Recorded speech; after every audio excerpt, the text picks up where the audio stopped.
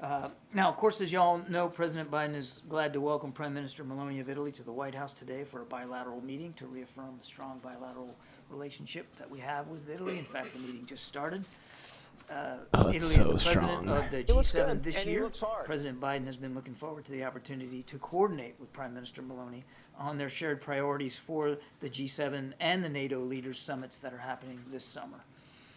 As you heard from the president just a little bit ago, the two leaders will, of course, discuss shared challenges on a range of global challenges that include humanitarian assistance for Palestinians, as well as the need to prevent regional escalation in the Middle East and to protect international shipping in the Red Sea.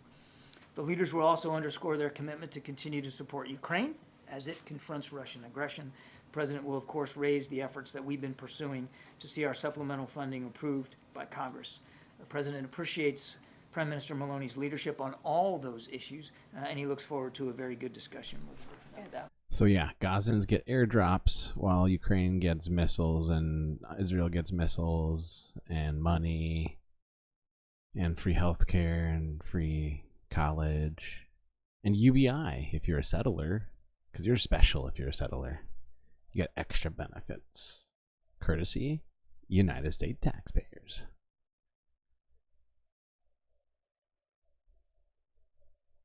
Okay. Do I even want to subject us to the rest of this or any more of this?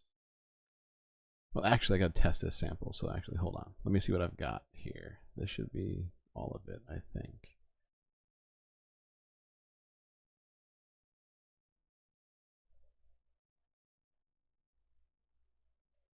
Sorry, chat.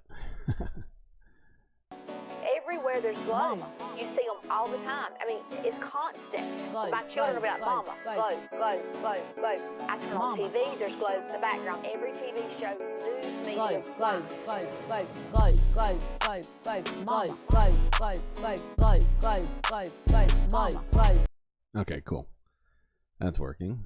I will...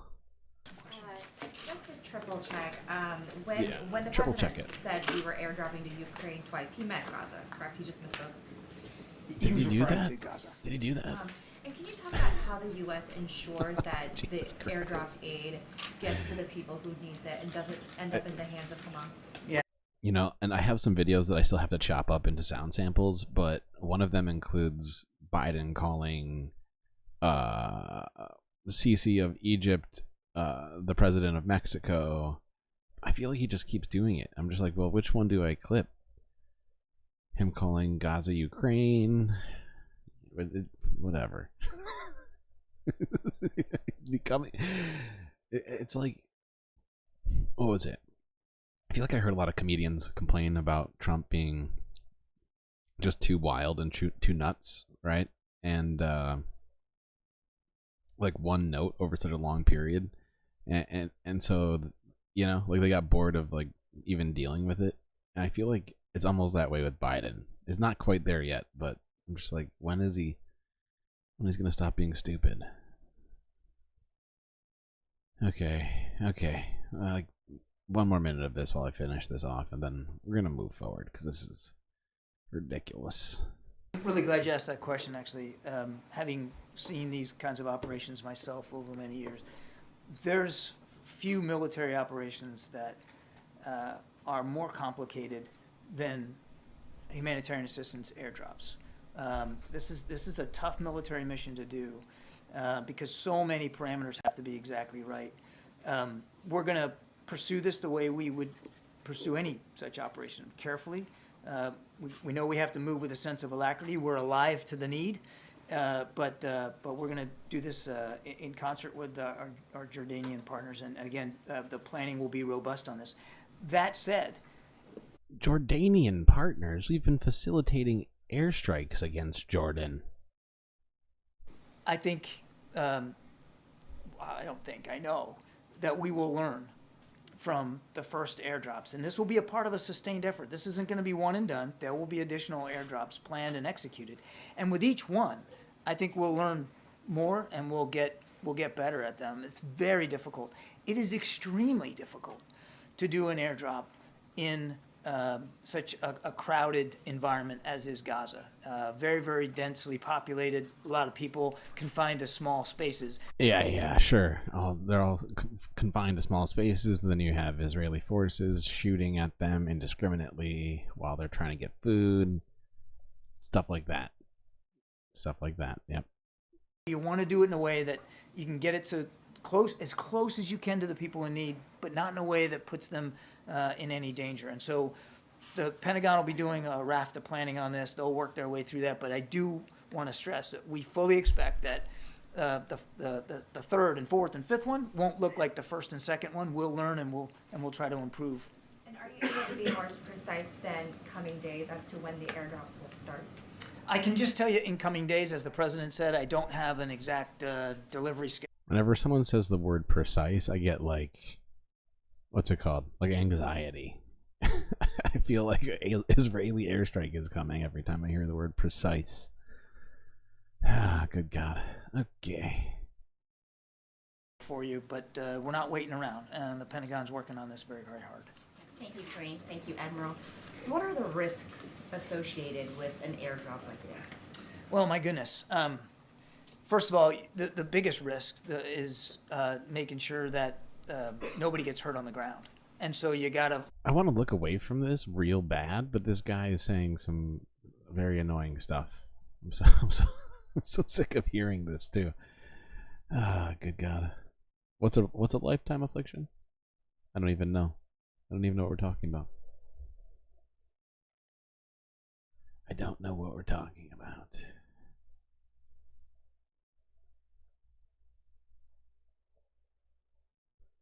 Locate out areas to drop that will be safe for people, so that they don't become victims of the drop itself. I mean, when you're dropping out of an airplane, again, it depends on what you're dropping.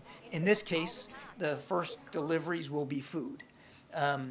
Most likely the MREs, the portable food that the military uses. Okay, I'm pausing this just so I can focus on finishing this, because I just imported it, this sound file, so now I just gotta check and clip it.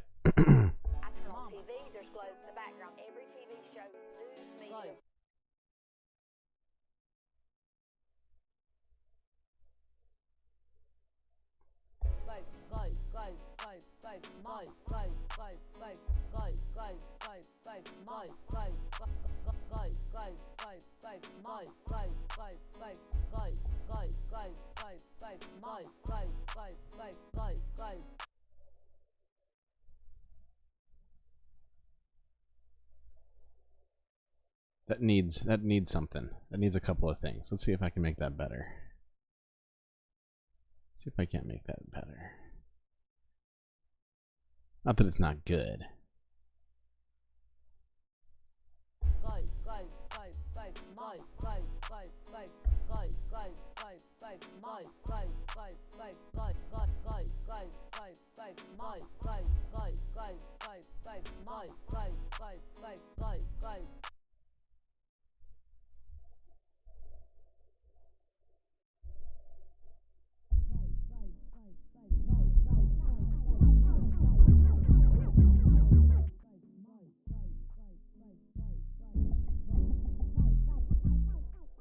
Okay, that's why. Hold on.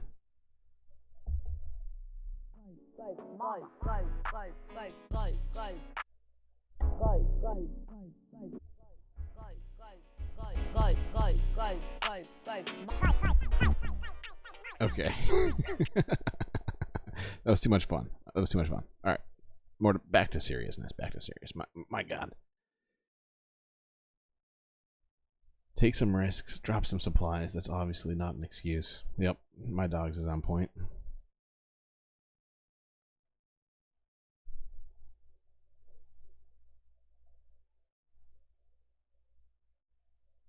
Alright, I'm going to switch away from this, even though I'm sure John Kirby says a bunch of horrific things. This whole video is like 2 hours long, so let's not do that. Let's not do that right now. We're gonna go back to one last world political event, and then we're gonna switch over to climate change related stuff for most, but not all of the rest of the podcast. I hate calling it a podcast. It should be. We gotta come something. The rest of the news hour.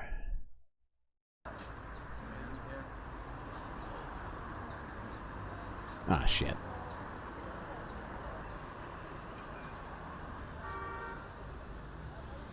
Why can't I be better?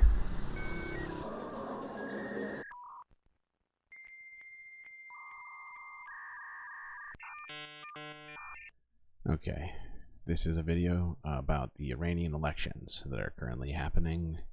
Videos from 8 hours ago. Okay, but yeah, I've got some Biden stupidity clips that I'm planning on getting into the board. It's a work in progress. I'm just glad that the board's working during the stream right now, so, you know. Aren't I a good guy?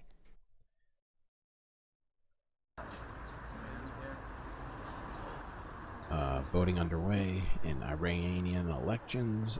The country is holding its first election since mass protests in 2022.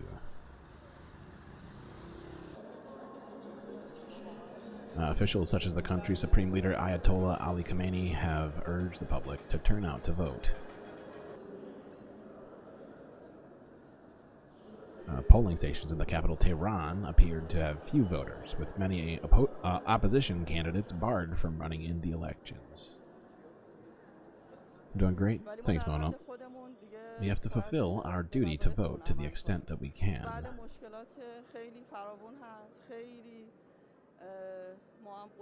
Yes, there are many problems, too many problems. We are sad, we sorrow, and we voice our criticism as much as we can. God willing, those responsible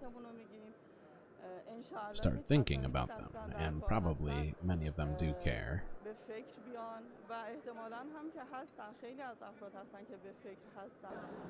She sounds very deferential in that, like, yeah, hopefully they got it figured out.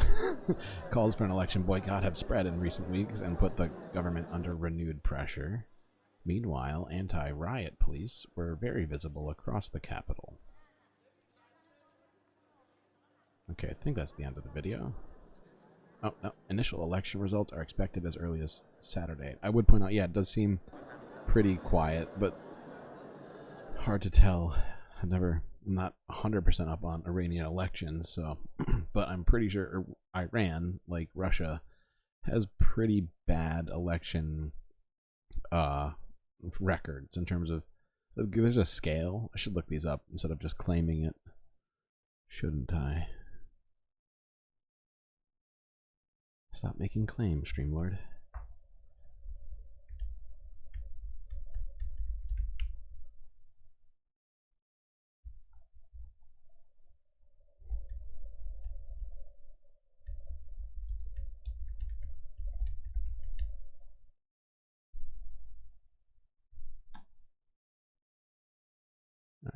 Alright. Where's Iran? Oops. Oh boy.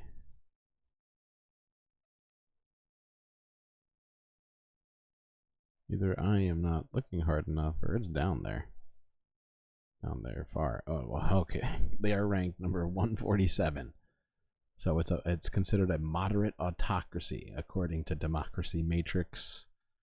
It's a useful resource for this kind of research. Okay. Next. What do I got?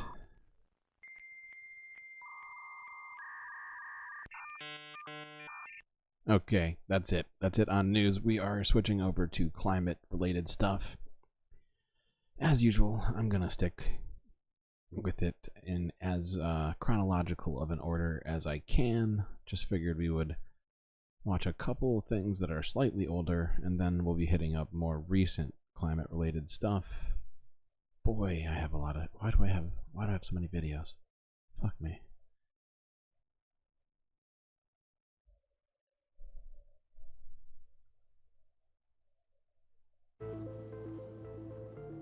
Wind. By the way, this is a video entitled Wind and Climate Change, a DW documentary. DW is, of course, a German news network.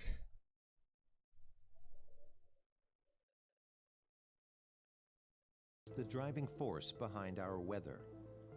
It's part of what turns a sunny day into a stormy one. But climate change is altering wind patterns. Winds will change as temperatures rise. In the United States, hurricanes are getting more powerful, devastating ever larger areas. Weather disasters are also becoming more common in Europe, in part because climate change is affecting the jet stream. Strong winds 10 kilometers above the ground. The jet stream is like a guide, is a highway for storms. The high-altitude winds are affected by Arctic temperatures, and recent developments are alarming. In the Ice Age, how much taxes did people pay? We know that when winds increase, so do extreme weather events. Shifting wind patterns pose a threat.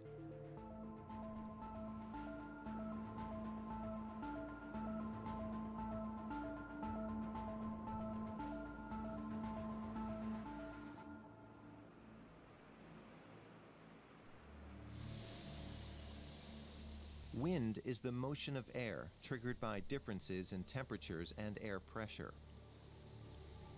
Multiple studies have found the wind speed. You gotta say, the photography in this documentary is fantastic. Of winter storms are getting faster, increasing by up to 5% in Central Europe. Storms are also lasting longer and wreaking more havoc than before. That effect is clearly observed in our forests. In the last 30 years, 17% of the protective canopy in European forests has disappeared, in part because of storms getting more powerful and causing extensive damage, like here in the eastern German state of Mecklenburg-Western Pomerania. Heiko Schulz and Mathis Janssen are looking at a group of coniferous trees in the wake of a storm. Heavy rains and hurricane-force winds from the Atlantic snap trees while knocking down and uprooting others. Extreme summers are compounding the problem. The heat takes a toll on the trees, making them more vulnerable to insects. Once the trunks are infested, they become brittle and more susceptible to storm damage. It's a vicious cycle. It's one of my Fallen favorite logs phrases. must be removed from the forest, or else they'll become breeding grounds for insects. Dead wood cannot defend itself, so pests can easily eat into the bark and multiply. Healthy trees that aren't under heat stress can produce resin and fend off attacks. It's clearly a jewel beetle, with this cloud-like pattern, in contrast to the longhorn beetle. The edges are well defined, different from the bark beetle. Classic example. Yep, textbook. And down here, that's jewel beetle larva. It's so funny. I feel like I say it all the time, but it's all interconnected, right? And it's so strange how this is a documentary about wind, but we're talking about beetles right now because they're interconnected. The effects of one thing, they have multiple. It's like that movie Pay It Forward, but in reverse. This is an insect that will benefit from climate change because it loves heat and can locate weak, damaged trees from about 20 kilometers away. They're multiplying. Climate change is triggering a dangerous chain reaction in our forests. Ordinarily, this storm would create the ideal conditions for a pest infestation because now there's all this breeding material for the insects.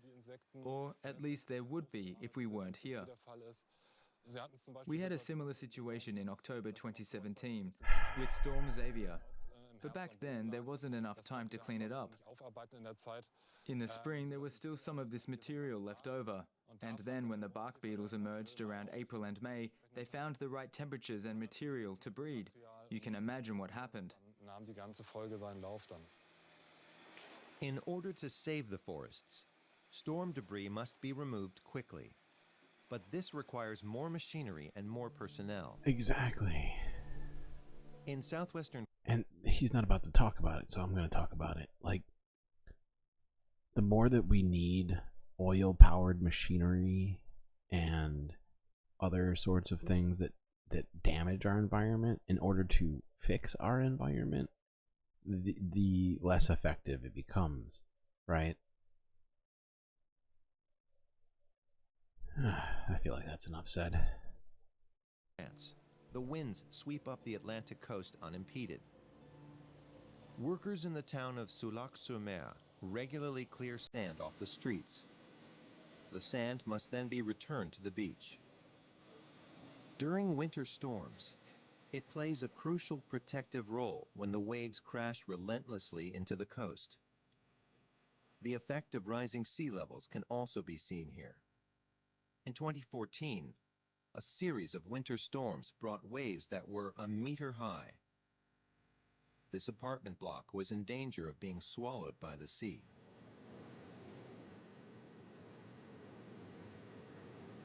Since then, I assume everybody saw that. I'm gonna back this up 5 seconds, but I assume everybody saw that that machine that was sucking up that sand to move it back to where it's supposed to be undoubtedly is powered by gasoline. There's no question about it. By the sea.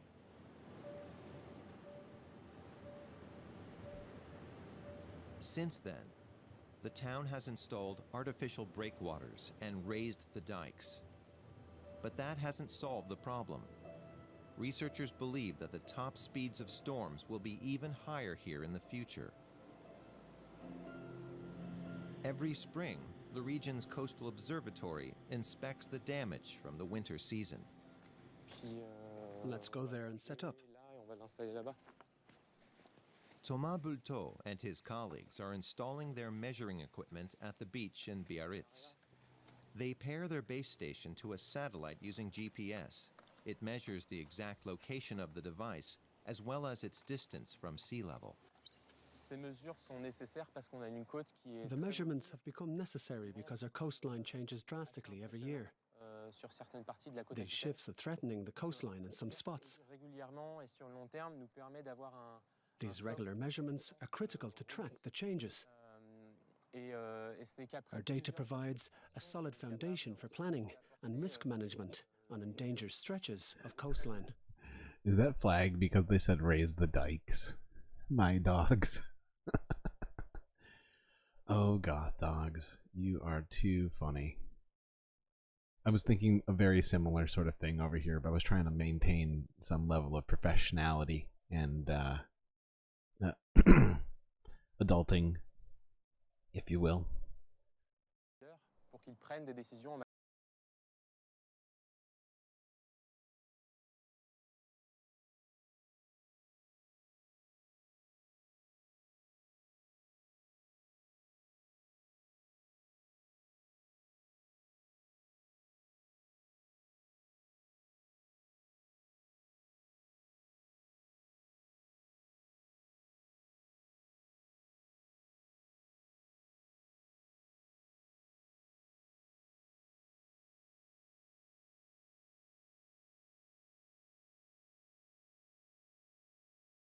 Wash the sand toward the sea. The beaches are becoming shallower by several millimeters each year, slowly leveling out with the sea level.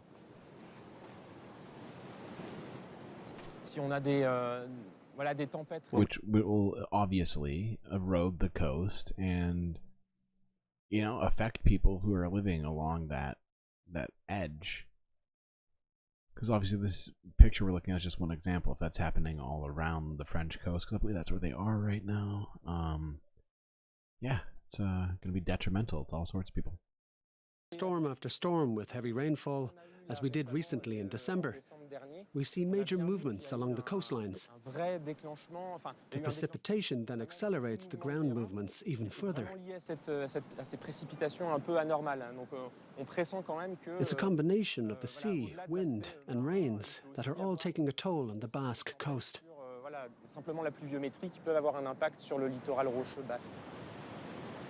As the beaches become shallower, the sea has an easier time working its way deeper and deeper into the cliffs. The sandy coastline is in danger of disappearing. protecting it against future storms would cost billions. De relocaliser en fait les habitations. I think we'll have to come to terms with relocating houses and people. Finalement, la société va tendre At the moment, the legal and financial framework is lacking for such a solution. financier, réglementaire pour pouvoir mettre en œuvre ces solutions. Mais on sent bien finalement que c'est en But it's laissant becoming evident that living safely on the coast will only be possible if nature is given more leeway. But that means we have to retreat further. I think that's realistic. à vivre durablement sur le littoral, qui est bien réel.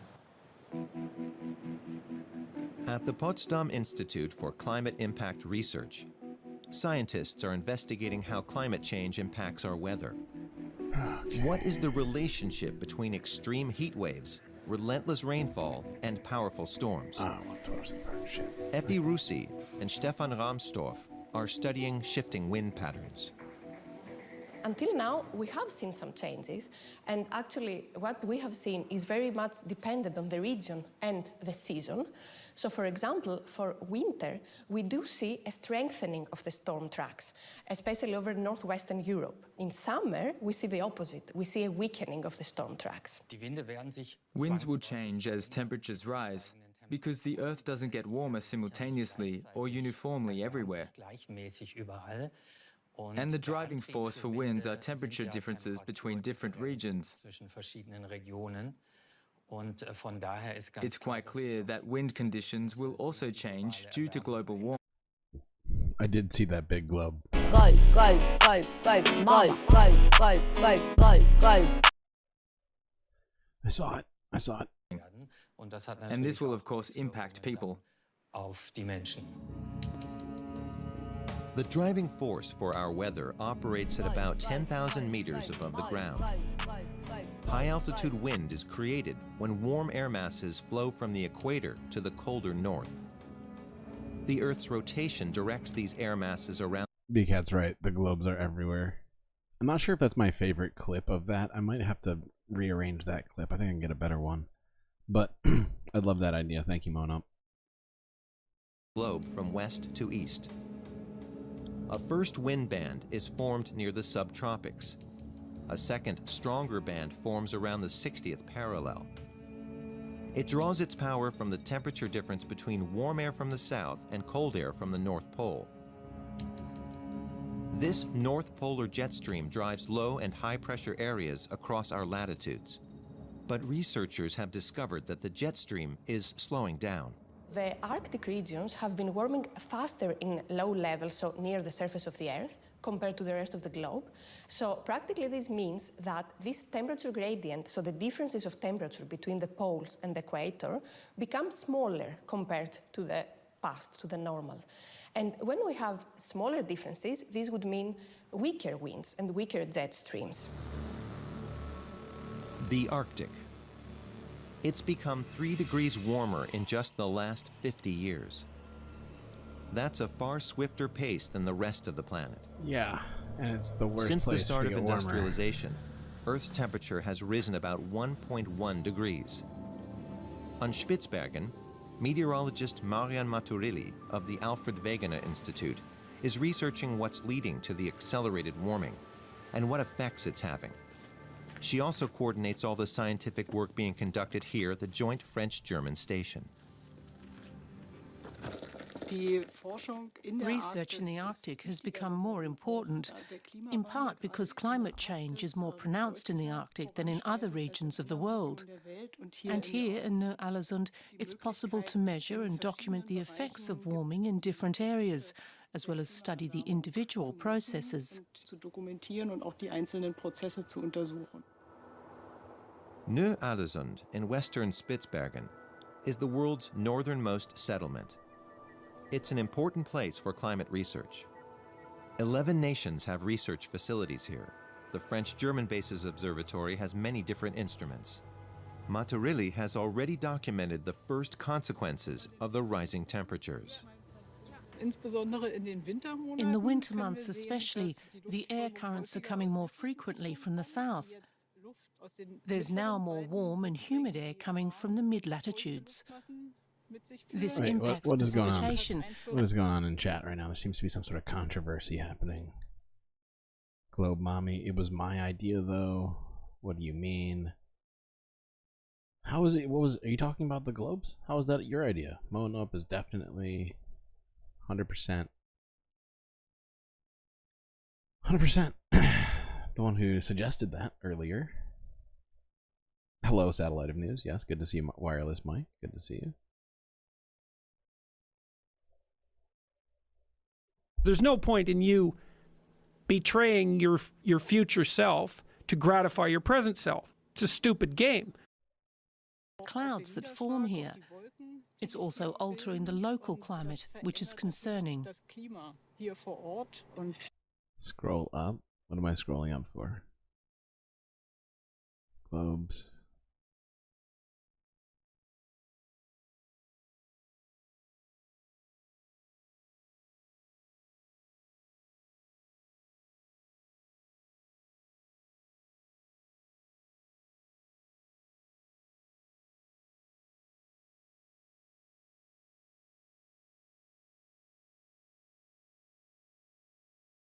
I'm just not seeing it. That may be on me, but it's just where it's at. It's where it's at.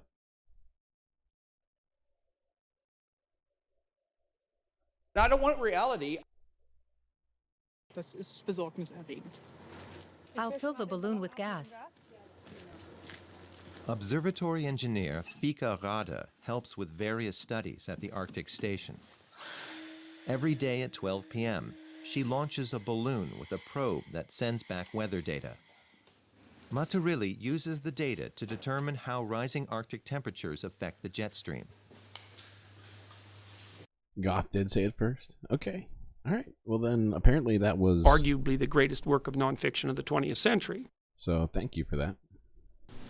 To gain a comprehensive understanding of the effects of global warming at various altitudes, balloons are launched simultaneously from different locations around the world. They fly up to 30 kilometers high before their rubber bursts. These are crucial for my research because it's the only way to get measurements 30 kilometers up. And the height resolution is very high as well. The balloon rises 5 meters per second and takes a measurement every second. We get a reading every 5 meters. Other devices can't do that. Matarili's measurements clearly show that the jet stream has changed. Changes to wind patterns inevitably impact Earth's living beings. In a forest near the village of Chizé lies one of the most important bird research centers in France. Henri Weimerskirch regularly sets off from here on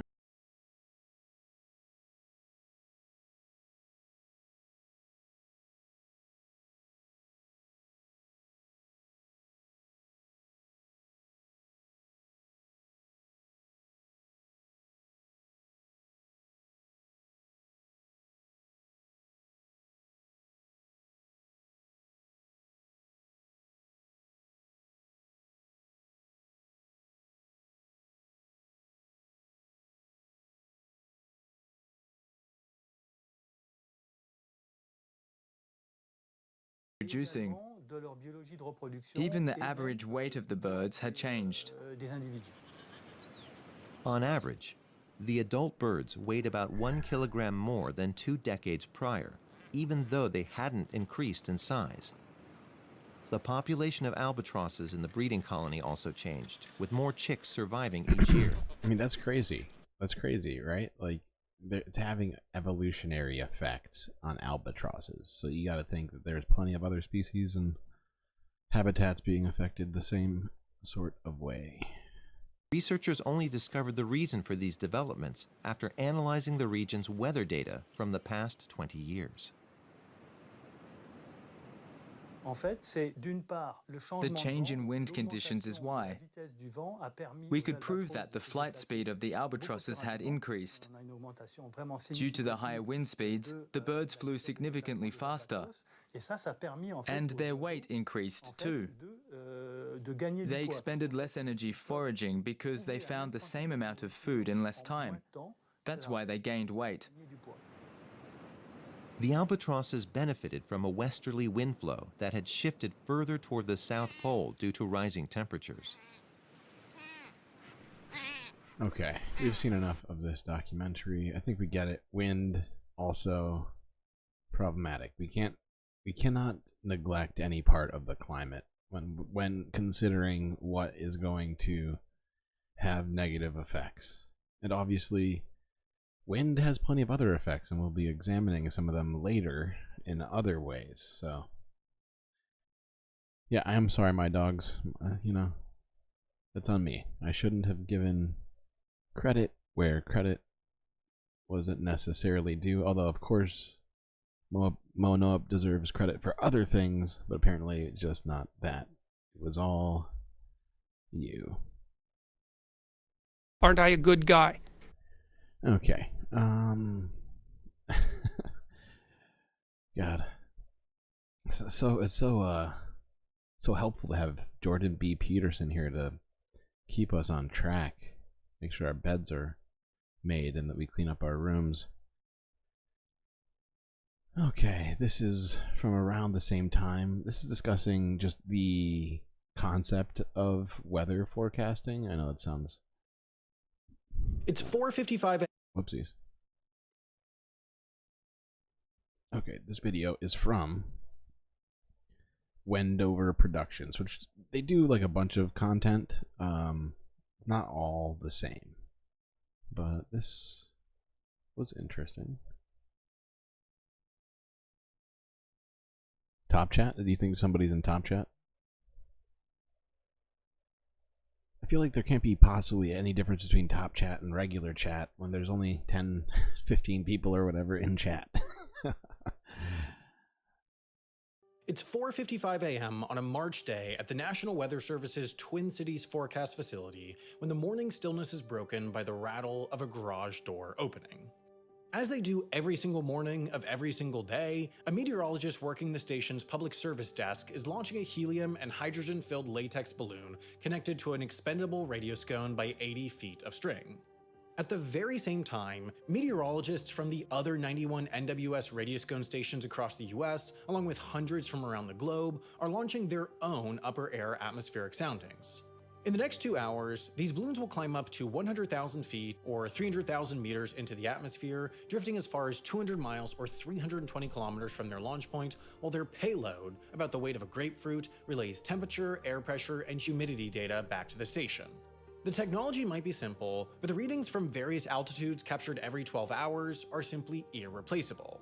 These data, transmitted by radio frequency then scrubbed for errors by the meteorologist that launched the balloon in the first place, will get compiled and plugged into impossibly complex models in the National Centers for Environmental Prediction and then archived at the National Climate and Data Center. But that's later.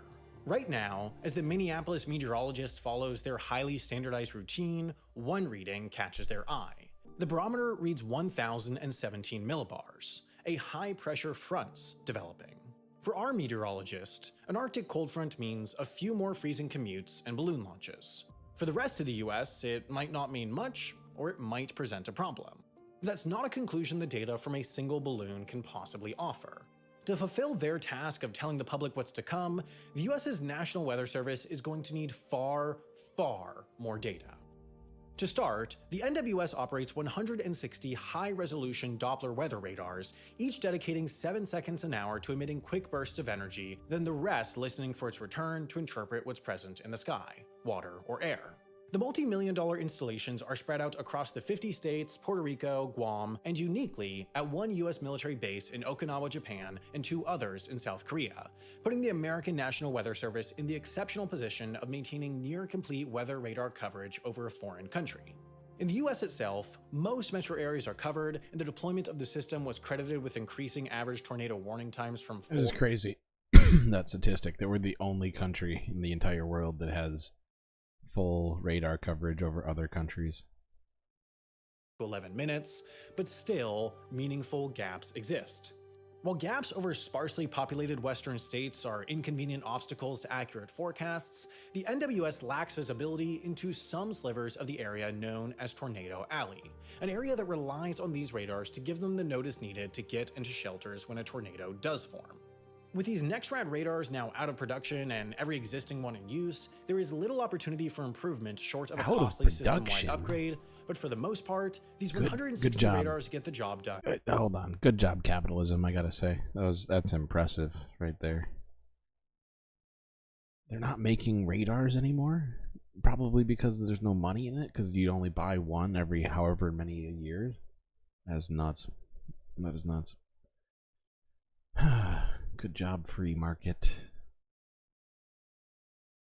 We are the good guys, exactly, BCat. Aren't I a good guy?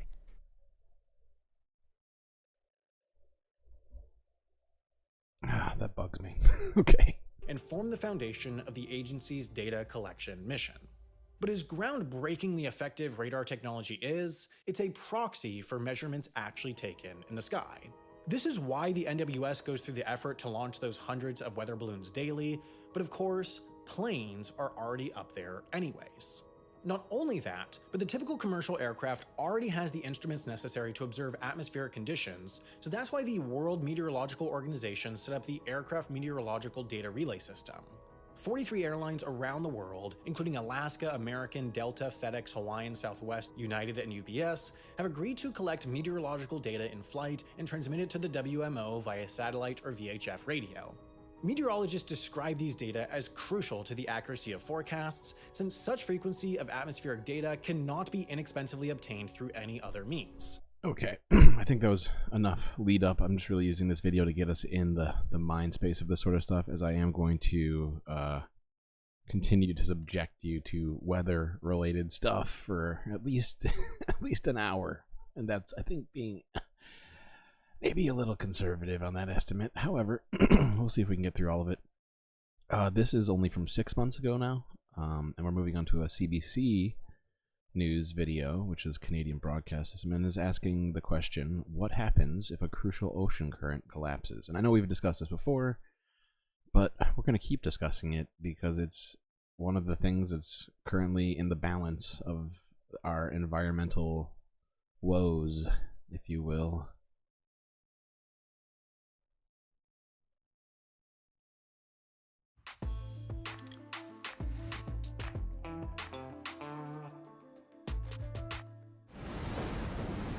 Just real quick before we even start, we need this.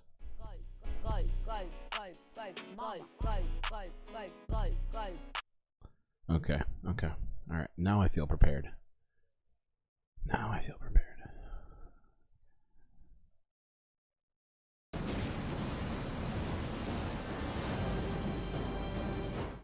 That's a clip from the movie The Day After Tomorrow. And in that film, surging seawater levels, giant tidal waves, and a sudden ice age were all caused by the collapse of one pivotal force, an ocean current. The current depends upon a delicate balance of... Oh, sorry, I didn't see your question, Mike. The free market or the forest market? I'm trying to think of what that was even a reference to now. What was I referencing the free market with? Oh, the loss, the lack of existence of a producer of radar systems. Or I guess it was a particular radar system, but whatever. What's the distinction? What's the importance of that distinction? Yeah, I don't know. I don't know the answer to that question. It's American exceptionality of problematic. Yep. fresh water. We all know that. Yes, but no one has taken into account how much fresh water has been dumped into the ocean because of melting polar ice. I think we've hit a critical desalinization point.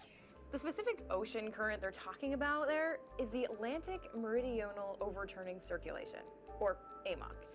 It's massive, and it's responsible for circulating the water in the Atlantic Ocean and maintaining weather patterns. And experts, they're worried it might be weakening, and that the window to act might be narrowing. Well, scientists are warning that a crucial tipping point could be reached in just 2 years' time. They would see the start of the collapse of the Atlantic Gulf Stream if global emissions aren't reduced. So here's a little primer on that AMOC current I mentioned and how it works. It starts at the North Pole mostly, and where you have water becoming more dense because it's becoming cooler and ice forms. And then after many centuries, it slowly resurfaces. And to close the cycle, it takes water from where it's warmer, the tropics, and brings it back to the poles. A new study says the AMOC might stop entirely by the end of the century. And while 2100 might seem like a long way off, the research says the collapse could happen in just 2 years from now, in 2025. Though several scientists have said, that's highly unlikely, even if it's not totally clear yet when this could happen, if it does, it could be bad.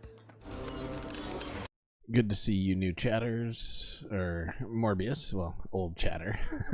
What you can do, good to see you, good to see you. What you can do, everybody go subscribe to What You Can Do. It's got a great channel, great channel.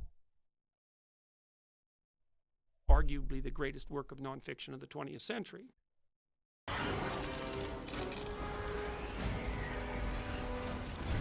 Okay, but skyscraper tall tsunamis and a mini ice age across North America within 2 days though? Is that even accurate? Yeah, it's hyperbole, it's Hollywood. To displace this amount of water, I believe it would really take an object that is the size of a few kilometers to displace this much water.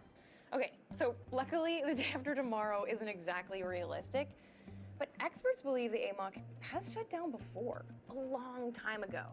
We're talking 12, 13,000 years ago. And the worry is, if it's happened before, it could happen again. So what could that look like? It's highly speculative, but people believe Northern Europe will cool down a little bit. It might disrupt the rains, so we might see crop failures. The oxygen in the water might decrease, which might in turn cause great harm to ecosystems. See, the ocean currents act kind of like a global thermostat. The AMOC moves water from warmer tropical regions to cooler Arctic regions up north. And I want to give you a visual of how it all works. So I'm going to head outside for a little science experiment to explain that and why it's so important. And in case anybody's just tuning in, we are currently assessing the importance of the North Atlantic current, the oceanic current that dictates a lot of weather patterns and other sorts of things like that, as something of a amuse-bouche to the rest of the climate-related news we're going to be getting into. Good to see you, Looney Tunes. Wireless Mike is back. Wait, Wireless Mike has been back. I forgot. Sorry, Mike. Nothing personal. Oh, Jesus, I say that.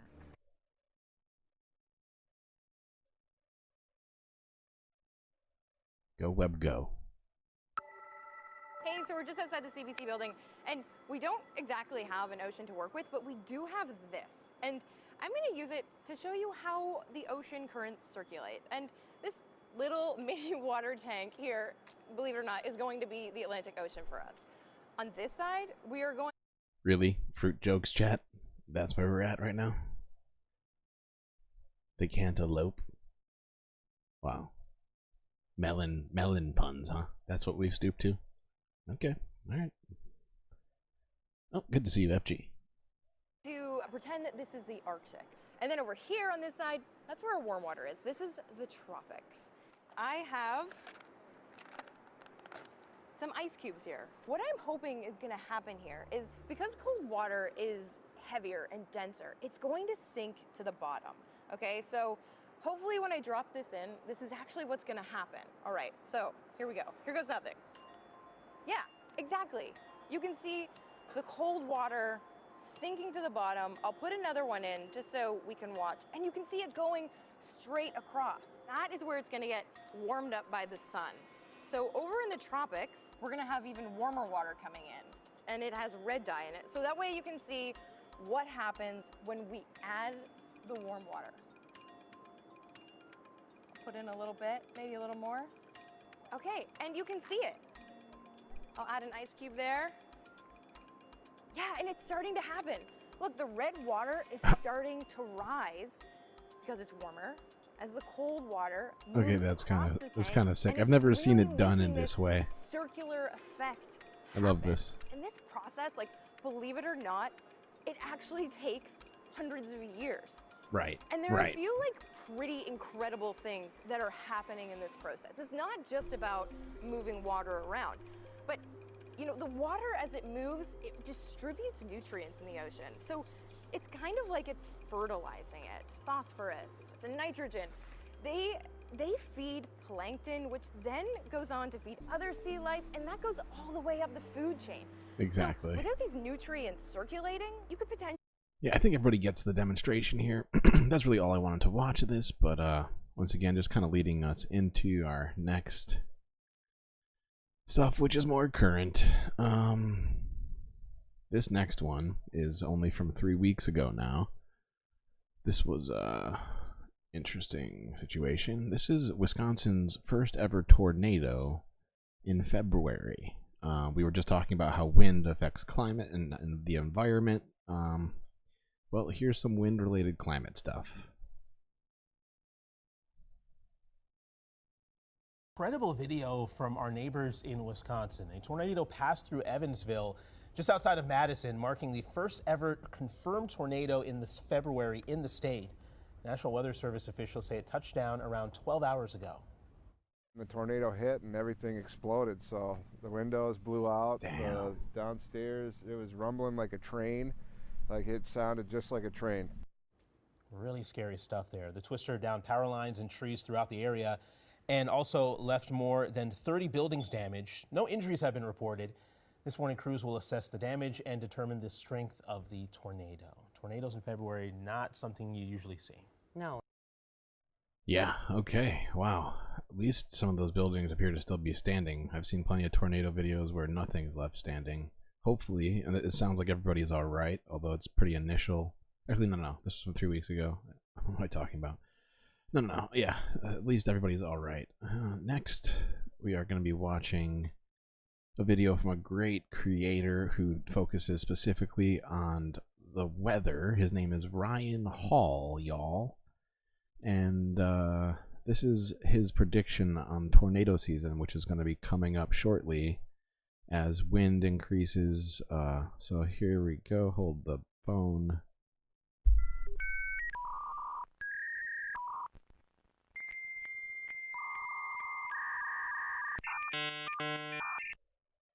Okay, here we go.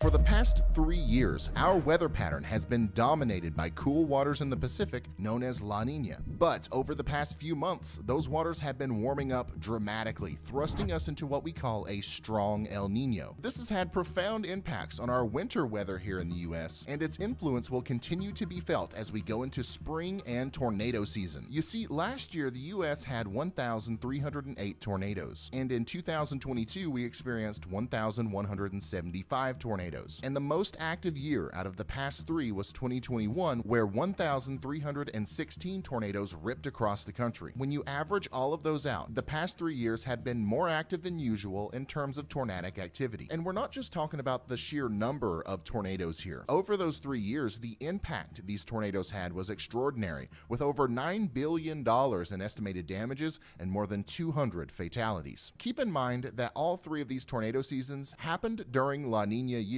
which are actually notorious for bringing about increased tornado activity, especially towards the south-central US. Actually, in a study published by Nature Geoscience in 2015, the influence of El Nino and La Nina was examined. Sorry, I saw an infographic. You know how I am. I'm like a fly to shit when I see these things.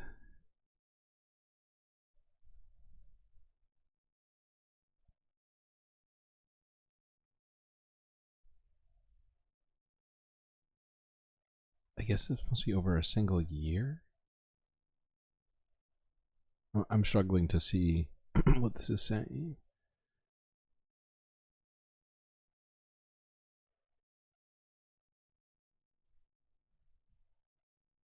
You hate the dial-up sound? Oh, I'm sorry. I'm sorry to hear that, Morbius. That's what my brain does. That's what my brain does when I'm trying to get stuff done. Oh, looks like some people know about Ryan Hall, of course. This channel has become quite successful, and I've definitely been watching his videos for a while. Although I don't think I necessarily subscribed to him immediately for whatever reason. I don't know why. Who's to say? In terms of tornado and hailstorm activity over the past 50 years or so. In these maps, purple indicates a higher storm event frequency and brown indicates a lower storm event frequency. And as you can see, springtime tornadoes and hailstorms are much more frequent in the south central US during La Nina periods. In fact, if you really look at this blue zone here, it pretty much is exactly where the vast majority of our most memorable storms of the past 3 years have happened. The influence of La Nina is very apparent in the archive of tornado coverage we've done here on this channel. And it all boils down to La Nina's impact on our jet stream winds here in the US. Thanks to those cooler waters in the Pacific, leading to decreased storm activity near the equator, our upper level winds here in the United States are allowed to wander farther north. This allows storms to more often pull in warm, moist air into tornado producing systems. But this year, I think we're going to be looking at a completely different picture. The cool waters around the equator have been heating up, leading to a moderate to strong El Nino. This is actually causing more thunderstorms down there and therefore a more concentrated subtropical jet stream interacting with the southern US. This is keeping the majority of our flow of jet stream winds farther south and not allowing as much moisture advection into the US. As a result, if this continues into spring, less tornadoes may form due to a lack of activity. But that's what would happen if El Nino continues to dominate the weather pattern in the typical way. And of course, things can't be that simple. What we are about to experience is not typical. Even though we are coming off of an extended La Nina run that lasted a whopping 3 years, it looks like our El Nino will be over in a blink of an eye. In fact, the waters in the Pacific Ocean are already starting to cool off a bit. Now, don't get me wrong, they're still really warm right now, but the consensus is that the warming period has stopped, and all those thunderstorms down there are going to start the process of cooling that water down. This is going to cause a major ripple effect in our weather patterns that will change everything. It will almost be as much of a shock to the system as trying liquid IV for the first time and realizing what it feels like to actually be hydrated. So let's take a brief... Okay. While he does that, let's let me respond to chat here. Climate change isn't real because it's raining outside right now. Okay. Oh, Jesus, I say that. Ryan Hall is better than the majority of mainstream weather forecasters. Absolutely.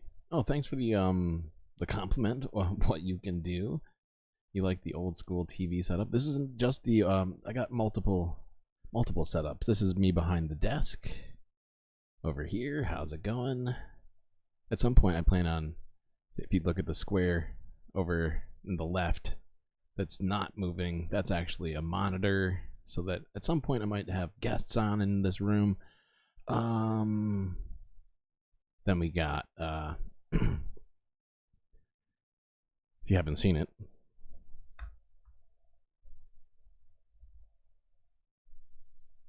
this is me, Detective Streamlord.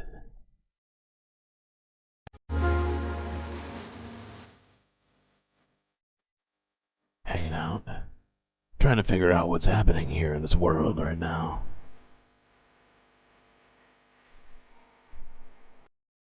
Yeah, so this is a bunch of stuff that's going on in here. Oh, by the way, we haven't even hung out at Space Pool today, so we'll take a stop. This is Space Pool. Uh-oh, I've lost my body. There we are. So yeah, we do stuff. I've been trying to add to things as much as possible. All right, back to this situation. I'm just gonna skip past this little advertisement.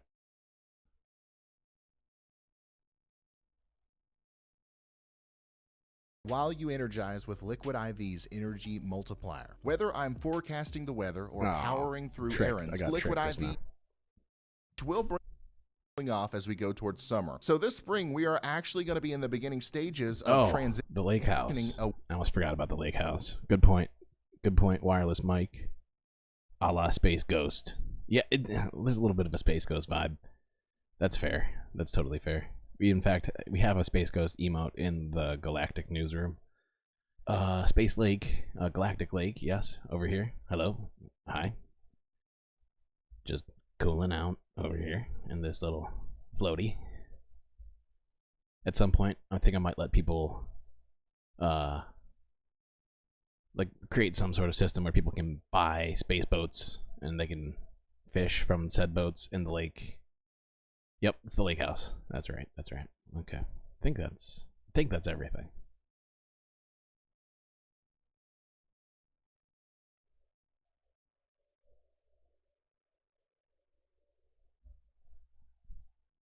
From El Nino, which will bring about slightly different weather patterns from what we are used to seeing during a static El Nino or La Nina. Instead of seeing a steady and Yes, BCat, you just let me know, and we'll work out that Space Bentley for you ASAP. locked in subtropical southern jet stream, at some points we may get more wobbles and kinks. And it is possible that during this transition, when those jet stream winds are allowed to wander farther north, a lot of pent-up energy down south will be unleashed, leading to a period of increased storm activity in the states, especially in the Great Plains, or what is typically known as Tornado Alley. This burst of energy is usually followed by what we call tornado outbreak sequences, and they typically happen in May. There are several examples of this in the past, including as recently as May of 2016. This also lined up perfectly with a weakening El Nino and eventual transition into La Nina, just like we are seeing this year. And I think the forecast for this year is going to be very similar to 2016 in a lot of ways. But another really important thing to point out is that El Nino and La Nina are not the only things that control our weather here in the US. There are other oscillations that impact our weather on a broad scale, like the NPO, or North Pacific Oscillation. And basically what we're looking at here are the temperature anomalies in the Pacific Ocean, but upstream from the United States in the northern Pacific. You see, usually when the equatorial Pacific waters are cooler than usual,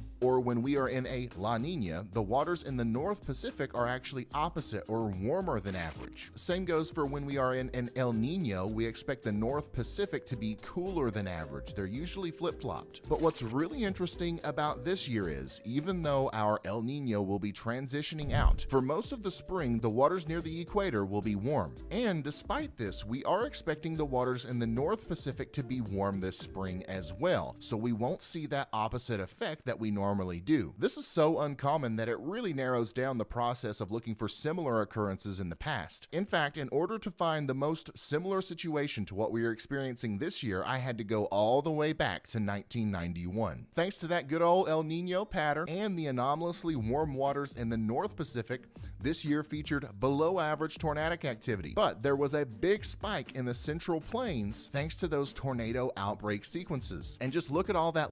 Okay, well, I think that pretty much clears up what he's trying to get at from this video, and that is that tornado season will hopefully be less active than normal because of the warmer weathers or the warmer waters, excuse me, in the Pacific, aside from potentially Kansas and Oklahoma. So for people living in those states, do consider that going into the spring.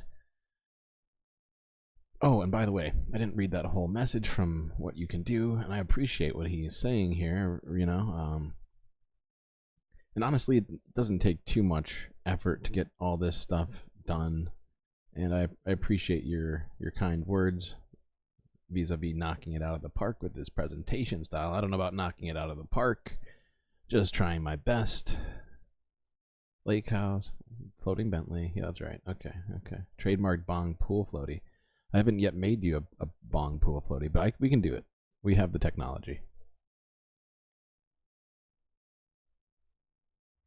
Why did the whale blush? Because it saw the ocean's bottom. Terrible. Terrible. Okay. Same usual level of comedy coming from chat. Half impressive, half dog jokes, half dad jokes.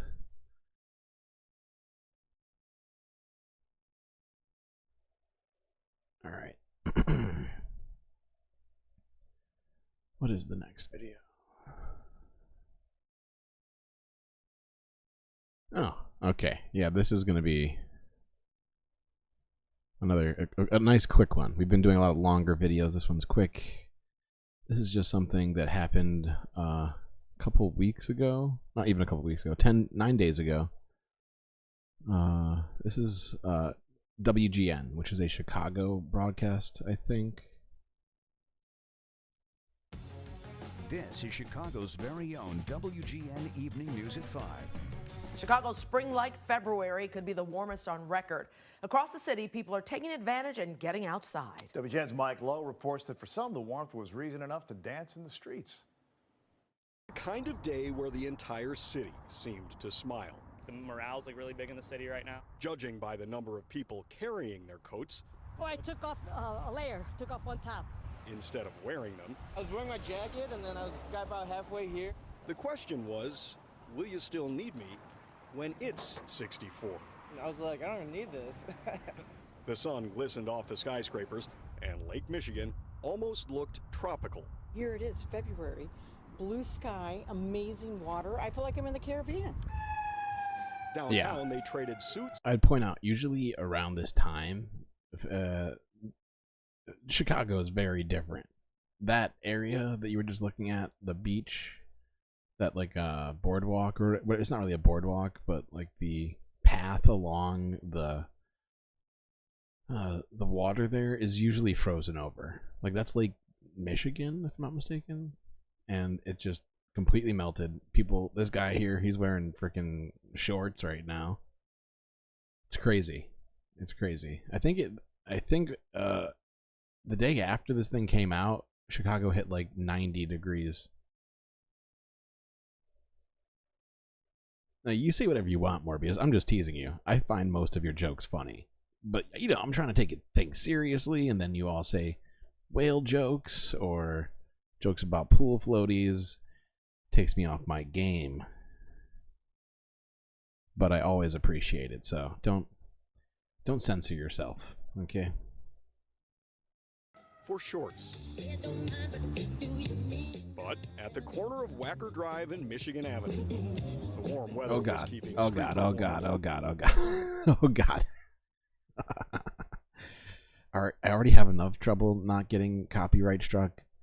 Michael Jackson is not going to help. I think the point's been made. We're just going to move along. Next video. There was unseasonably warm weather in Chicago and most of the Midwest for a short period of time during this February.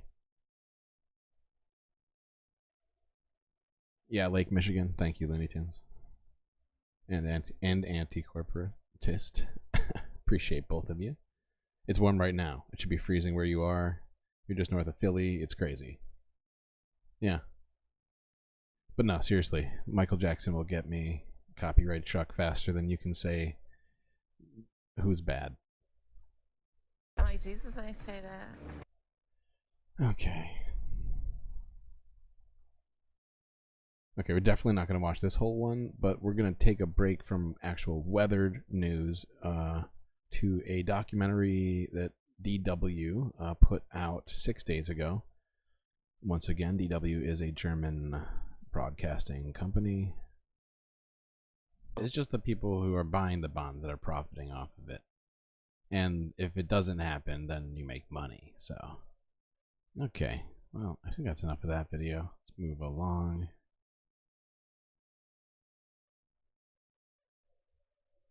The duck is dead to you? Wow. Okay.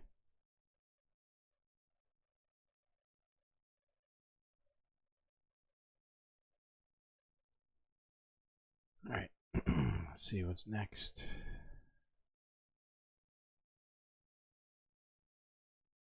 Oh, so this is 4 days ago. So, Fox weather video. It says rare February severe storms target the Midwest with possibility of tornadoes.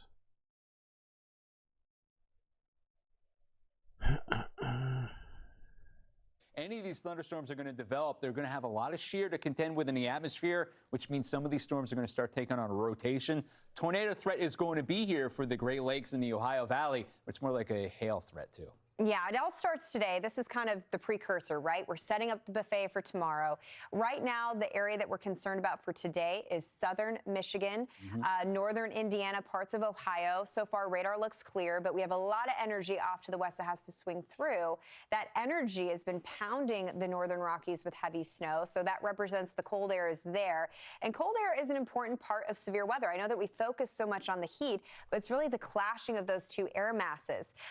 As you take a live look at Chicago and Indianapolis, both areas are clear, so enjoy the quiet start. The action will be later today, but specifically tomorrow, that's when everything comes together. Hey, when you start looking at temperatures in the mid-60s today in Chicago, low 70s by tomorrow, that's going to pop it for you. You're going to get that cold front go by, it runs into the warm air. And Britta, like you said, if we see a lot of humidity ahead of this frontal boundary, that's a tornado threat that we'll be watching. Yeah, that's going to be the limiting factor is the moisture, which is directly correlated to the tornado risk. But the cold air, that's a guarantee. The vertical building of these thunderstorms, that's pretty much a guarantee. So a more widespread risk, a better chance of you being impacted by hail. We do have the potential.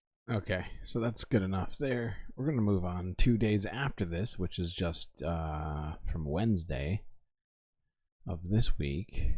And here are some of the aftermaths of that storm. Yeah, Tanya, it really is incredible now that there's some daylight. We can really see how much damage was done to this apartment building. Chopper 7 live overhead, as you mentioned. You can see there was a partial roof collapse here, in addition to a lot of damage done to the front side of this apartment building. This is the Washington Court neighborhood. Some residents tell us they had no idea that the storm was coming through, while others heard really loud noises and quickly realized that severe weather was moving their way fast. We talked to longtime resident Paul Canta, who lives in this area.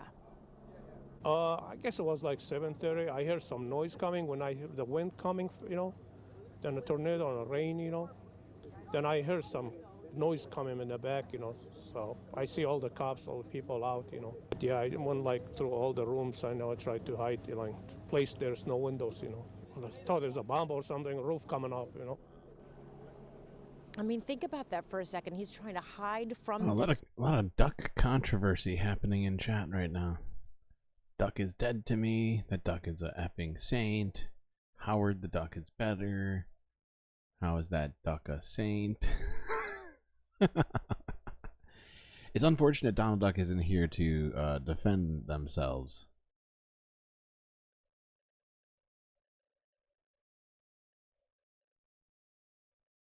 Storm because he doesn't know exactly what's coming. Other people described it like the sound of a freight train coming through. At this point still, it hasn't been assessed, right? So we heard from the fire department, and they'd say obviously they're waiting for daylight to just take a look around and see just how bad things are here. There are no reports of any injuries, which of course is the good news here, but we're really still waiting for a confirmation on how severe the storms were, the storm or storms were that went through this entire area. Watch breaking news on YouTube. Subscribe to ABC7. Okay, thank you.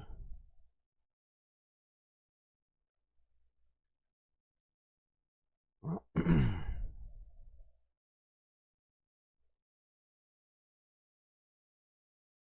you've never seen a tornado in real life? I've seen like wind funnels in real life. It's pretty scary. It's not even a real tornado.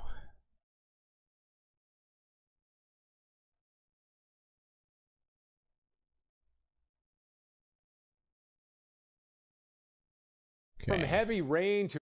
This is a video from CTV News titled Extreme Temperature Drops in Parts of Canada. Extreme cold to extreme heat. Environment Canada issuing all kinds of weather alerts for all 10 provinces and 2 territories today. Much of Ontario and Quebec are under flash freeze warnings after record-breaking temps today. They'll see a dramatic drop this afternoon, and that will stick around until tomorrow. For New Brunswick, they could get up to 100 millimeters of rain along with strong winds into tomorrow morning. Out west, extreme cold warnings are in parts of the prairies. Wind chill values could drop to -45. And in BC, it's snow they're worried about. There are warnings in place. So in case you didn't quite hear what he was saying, like they're going from record-breaking warm temperatures in February to extreme flash freeze temperatures. So for not just for yourself, but for the fauna and animals and whatnot that exist in Canada, you know, the majestic moose and whatever else. Granted, the moose is much better at dealing with, but you know, like smaller creatures more prone to being affected by the cold. You could have a lot of problems there. You see it sometimes with things like in Florida, where like turtles and lizards all freeze in the cold because they're not used to being cold. Granted, you know, much of the northern animals are more what do you call it? Adapted to the cold. It's still not good to have weather fluctuating like this. I think we all know that. Is this from today? I think this is from yesterday, or within the last 12 hours. No, 2 days ago. 2 days ago.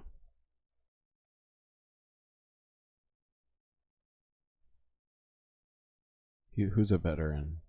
Somebody's a veteran, and Looney Tunes is a veteran, and he taught you all about the golden ratio. He has a heart of gold, and he's so innocent. He doesn't know that not wearing pants is wrong. Am I Jesus? I say that.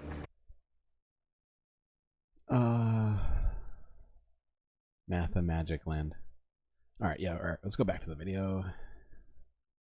Parts of the Central Coast and Fraser Valley, up to 20 centimeters is in the forecast, even more maybe.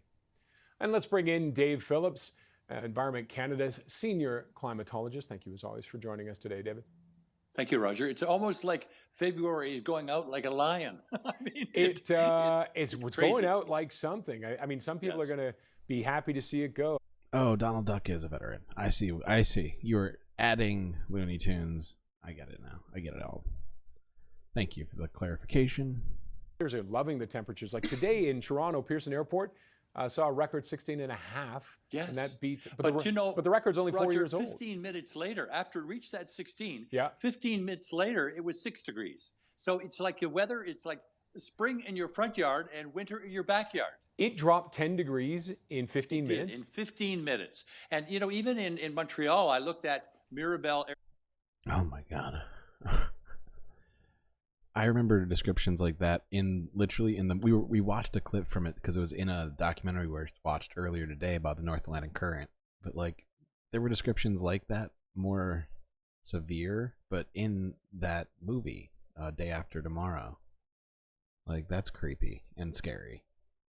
You know, you could be out there like you saw those guys in Chicago wearing shorts, and suddenly you could be in, you know, freezing weather. And sure, you know, hopefully you have the ability to get to a warm place. Would say you didn't. Just before we came on air, +6 at Montreal Trudeau International Airport, +13. So it's just a dramatic difference in either space or time. And we see temperatures, for example, up in Sudbury are -14 right now, and that cold air, it's even colder further north, Roger, and that cold air is just coming right down, and this is why we have this flash freeze, because we have these very wet surfaces, either from rain that we've had. Mm-hmm. We've had in Toronto's had about 25 millimeters of rain over 2 days. It's pooling and ponding, and those winds are not strong enough to push it away or evaporate it, and so then we're going to get those dropping temperatures that could turn surfaces, untreated surfaces, into very slick surfaces. And of course, the big concern, locks. Bring lock de-icer if you're heading out. If you had all that rain, you may find yourself trapped. Okay, is this the devil's work or El Nino? You know, Roger, it really is just weather being weird, wild, and wacky. I mean, it isn't, I don't think it's El Nino. It's not climate change. We've seen these kind of temperature changes in the past. I think to add a thunderstorm in it in February is a little bit rare too. You don't often see this. This is not July. This is still winter, and the temperature changes are what Calgarians would be very used to. It's almost like the Eastern Chinook that we're seeing here. But no, I think it really is weather wars, Roger. It is like the warm Gulf of Mexico air duking it out with cold Siberian polar air. And then it's happening over Eastern Canada, for Ontario, Quebec, and of course in the Maritimes. And Roger, I worry about the Maritimes because they're going to see the flash freezes. They're going to see lots of rain and strong winds, as you have reported. But it's been a very wet February for them. Huge amounts of snow, then rain, and warm temperatures has melted. My gosh, they've got standing water and flooded basements, and now they're going to get this flash freeze. Boy, I mean, it's almost as if you could pick your poison. Your weather misery is described in so many different ways. And when we look seriously, though, across the three provinces or the Eastern Canada, it's almost like a litany of weather misery in terms of either extreme cold or flash freezes or rain or strong winds or storm surges. I mean, it is just everything just seems to be happening in about 1 or 2 days. And then it'll be calm again. And then, my gosh, we'll see record warm temperatures early next week in parts of Ontario and Quebec. Now, the big question is... Okay. Next is... Now we're getting very recent stuff here. This is 6 hours ago. I'm gonna have to get it to a decent spot to start watching it.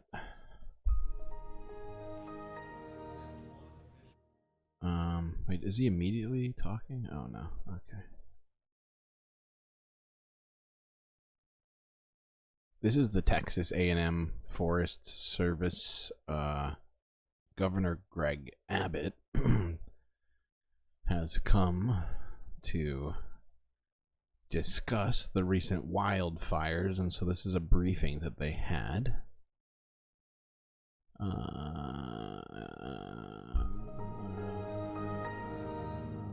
Yes, there it is.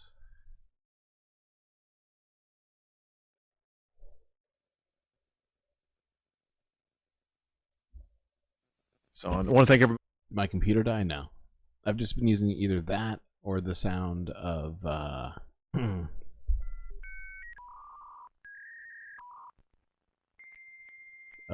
internet dial-up tone to sort of accentuate the fact that I'm in the middle of thought. I don't know. Is it weird? Is it weird or bothersome? If it is, I'll stop it. I've just been introducing new things to the stream. I got the soundboard working, so we got great stuff. Computer is definitely not dead, though. In the Ice Age, how much taxes did people pay? For being here and especially all of the officials who gathered behind me, who participated in updating the status of what's going on, where we are, where we're going, what's needed, things like that. To start out, I would say that what we have observed in this entire Panhandle region is the aggregate of persistence, perseverance, prayer, resilience, and just an extraordinary response to those in danger. I have witnessed and observed some extraordinary damage in our state. Could be caused by hurricanes or tornadoes, and frequently when you see the aftermath of that damage, there's some semblance of a structure that is still there. When you look at the damages that have occurred here, it's just gone, completely gone. Nothing left but ashes on the ground. So those who are affected by this have gone through utter devastation. They are going through challenges that others cannot comprehend. They need our ongoing support, our ongoing assistance, and our ongoing prayers as they and we all work together to help this entire Panhandle region rebuild and return to the normalcy that's enjoyed out here all the time. I would think there's so many elected. It's so funny to hear him talk about climate disasters like this, when Texas contributes to climate change on a massive level because they are hugely like lopsided in their economy to oil and gas related activities. Oh, Morbius is going to watch on his TV. Yes, of course, do what you got to do. I understand the plight of the phone battery. Not my first rodeo. Oh, a lot of raptors in chat. Officials with us, including all of the county judges from the region, some mayors and other officials who have worked tirelessly for the people in their communities to make sure that their constituents were getting the response and resources that they needed during what may be the most trying times of their lives. I do want to thank several members of the Texas legislature who gather with us here today, but also who will be working ongoing to assist their constituents in this region. It includes Congressman Jackson, State Senator Charles Perry, and State Representatives Smithy and Price. I thank them for being here and what they have. Your YouTube messed up and you had to reboot? Shadow banned. And what they will be doing. For many local officials, as well as for many residents and businesses in this area, those representatives are a shortcut for you to seek and ask for and hopefully provide to you levels of assistance that you need. I want to also... That's probably enough. It's going to be probably thoughts and prayers for about 45 minutes. No real action aside from attempting to clean up the mess that they kind of had some hand in. Even though, of course, the climate affects us all, and no one person or place is directly the cause of it, but as a global community, certain places happen to have a higher footprint. Whoa, Judge Cannon didn't set a trial date yet. Who's Judge Cannon? Is that the one from the Fonnie Willis case? I can't remember. I gotta look that up. Anyway, we're just gonna continue on to another video here.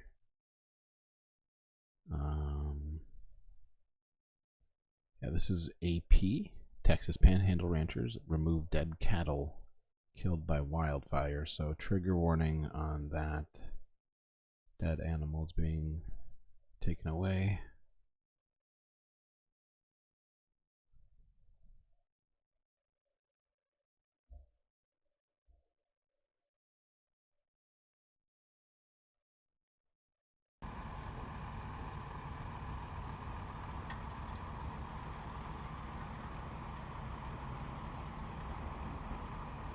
You know, there's people who cut fences, open gates, so that the cows can move on their own, get out of the way of it, but it came so hard, so fast, most of them weren't able to get away from it. Just by what I hear from the customers that we have, if you multiply that times 200 or 300 ranchers in the area, it's got to be in the thousands, and I don't know if that's 5,000, 10,000, you know, it's really hard to say right now, but it's going to be pretty dramatic. Right here on this ranch, there's about 3 ranches right here. Thankfully, it's not human beings, but I mean, it could be. It could be in the future if we don't do something about this. I mean, look around. There's like no trees anyways, almost around here, and yet somehow a fire bad enough to do all that occurred. My God. Oh, it's from the Trump Florida documents case. Sorry, it's so hard to keep track of which indictment we're talking about at any one time. And we have about a little over 1,000 cows here. As you can see behind us, we're picking up deads today, and we're going out right now. Like this pasture we're standing in, there was There's 93 cows in it, and there's 6 left. So by the time it's all said and done, we're going to have lost probably 200 to 250 head, and that's just cows. We're right in the middle of calving season. In a few weeks, we'll really know what we've lost. I've spent the last 15 years building this cow herd up, and you can lose it overnight. But we've been very blessed and very fortunate that we've only gonna lose 200, you know. Right. Yeah. Okay. Well, that's still a freaking tragedy, pal. Okay, next thing on our list. We're making pretty good headway right now.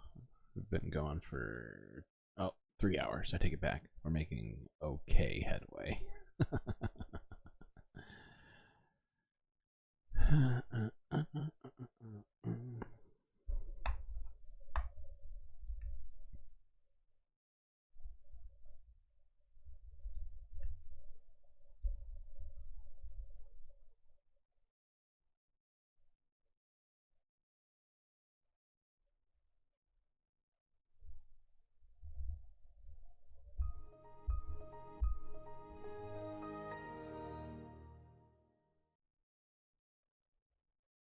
Let me just make sure of this before I even start.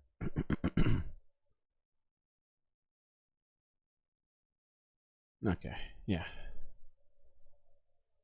This is going to be the last of the climate-related stuff here. Looks like BCAT is back. Welcome back, BCAT. This one is just of a blizzard that happened in Tahoe, California recently, which is a usually pretty warm place, although it is Northern California. But yeah, they got blanketed here by snow.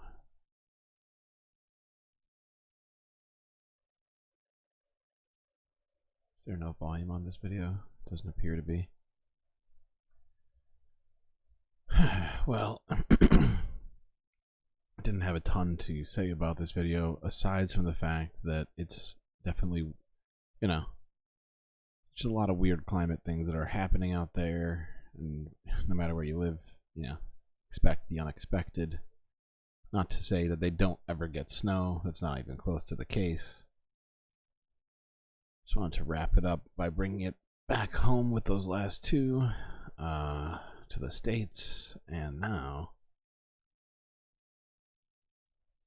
yeah, no, Lake Tahoe gets no, absolutely AC. Yeah, I was trying to make sure that everybody understood that, because I'm not claiming at all, but it's just the weather out there is pretty erratic. It feels like, and I'm just trying to capture that sort of thing, and that, you know, at one time any number of things are happening out there in the world. Trying to bring perspective. Next, we're moving on.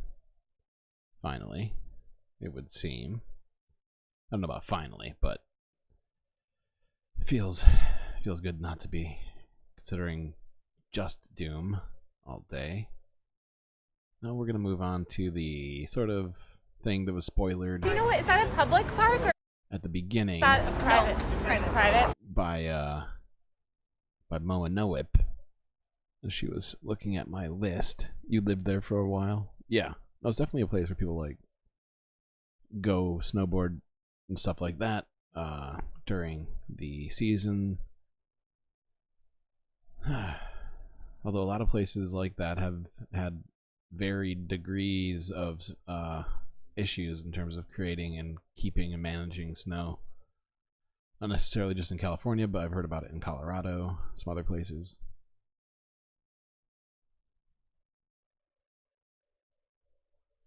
Okay, on to a little bit of fun. I'm like, Jesus, I say that. Yes, he did. All right, well, we'll try to keep it short. Okay. Thank you so much. Yeah, of course. Oh my gosh, the struggles of LA, I swear. Okay, well, now that we're going, so thank you so much for meeting. And in case, I should have given some lead into this, but I didn't, because I feel like everybody knows about this video at this point. But felt like it was time for me to look at this thing, because it's just ridiculous. This is Chaya Raichik. I don't know how you're supposed to pronounce her name, honestly. But she is the creator of Libs of TikTok, which is a hate page, or I don't even know what to call it, hate company.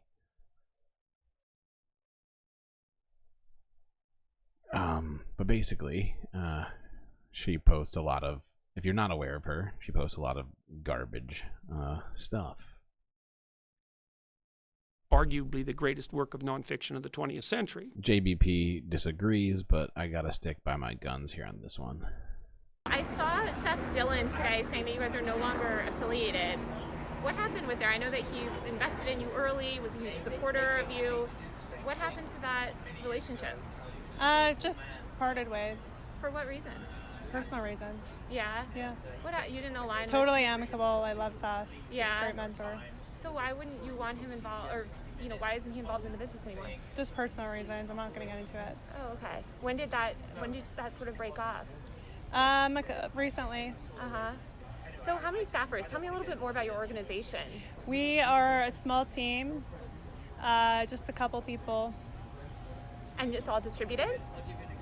It's what? It's all distributed, as in it's all remote, pretty much? Or do you guys have any office space? It's remote, yeah. So am I correct in that she's wearing a t-shirt with Taylor's face, the girl who's interviewing her right now? Because I feel like that's what I've heard. And that's just so creepy and weird.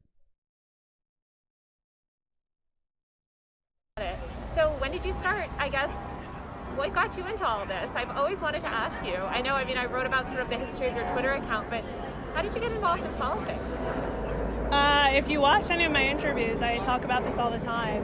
But just, COVID radicalized me. Yeah.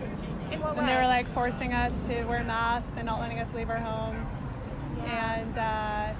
And, not letting us work and people losing their jobs. And then people now forcing a vaccine, an experimental vaccine, people dying from the vaccine. So how did that get you interested in LGBTQ issues? It got me interested in politics, and then once I was interested in politics, I stumbled upon this this whole movement, and I was absolutely appalled by what I was seeing. Appalled by what? The radicalization of it, the way that they come after our most innocent and vulnerable population, or kids.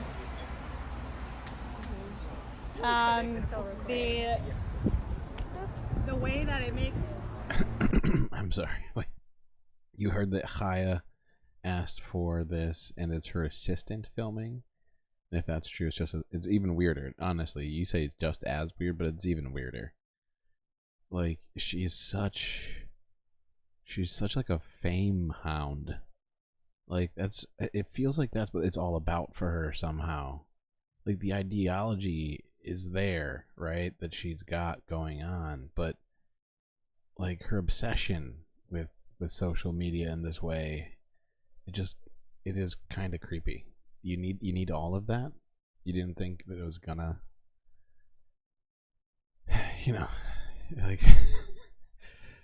it's just very weird. I love how this girl brought a box of masks to the meeting, and she's like, fuck that. This girl is crazy. Trump age. What is Trump's age now? Oh, he's 10 years old now? Okay.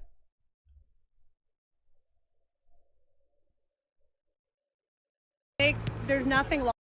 Clout goblin. Exactly. There's no point in you betraying your future self to gratify your present self. It's a stupid game. Logical about it. There's nothing logical about chopping off kids' body parts. There's nothing logical about giving kids porn in school. There's two sexes, and that's it. Nobody's giving kids porn in school. It's a made up talking point. It's a made up talking point. Arguably the greatest work of nonfiction of the 20th century. So, anything out of that, it's just based on lies and nonsense. Yeah. Did you grow up, I know you grew up in a sort of a more conservative community. Did you know any LGBTQ people growing up? What was your exposure to that community just in life prior to sort of understanding the world through politics? I never really paid attention to it.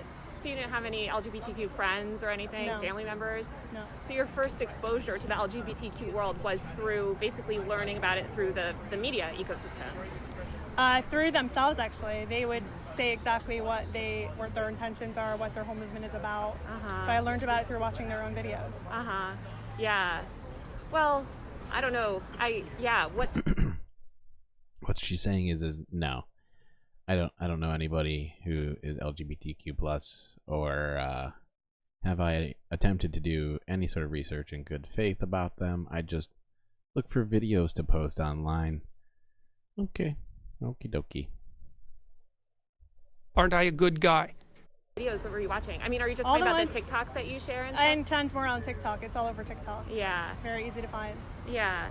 I'm curious, you know, I feel like there's been, especially on, my colleagues have done great reporting on sort of like this rift on Twitter. I know that you have a very conservative fan base, and in your comments sometimes you'll see a lot of commentary about sort of the great replacement theory. What are your thoughts on that?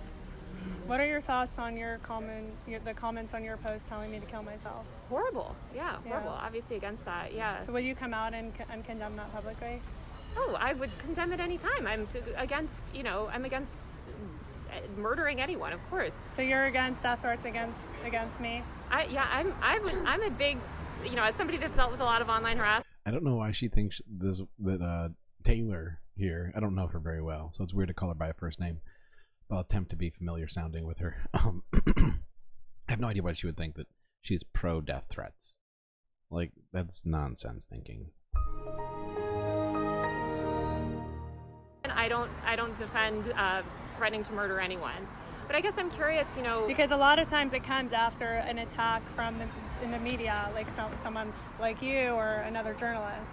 So are you saying that, if somebody posts something and then attacks follow, that person should answer for those attacks? No, that's not what I'm saying. Oh, I'm okay. saying that people like you tell me that all the time, so I'm just asking if you think the same thing. Yeah, I don't think I have said that here, but I think it's kind of interesting, I guess, in the conservative movement, there's this ideology around sort of white nationalism, which is obviously kind of a hardline ideology that's generally been pretty critical of Jewish communities. And I'm wondering, as a Jewish woman, how do you feel about sort of aligning yourself with those people and accounts? You see this sort of rhetoric in your replies, and I only bring it up, I'm not saying that you necessarily endorse that rhetoric, I would imagine that you don't.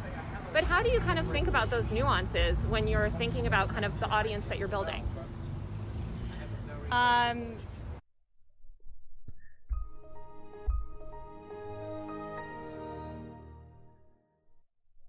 Excuse me, 1 second. Haya's rebooting right now.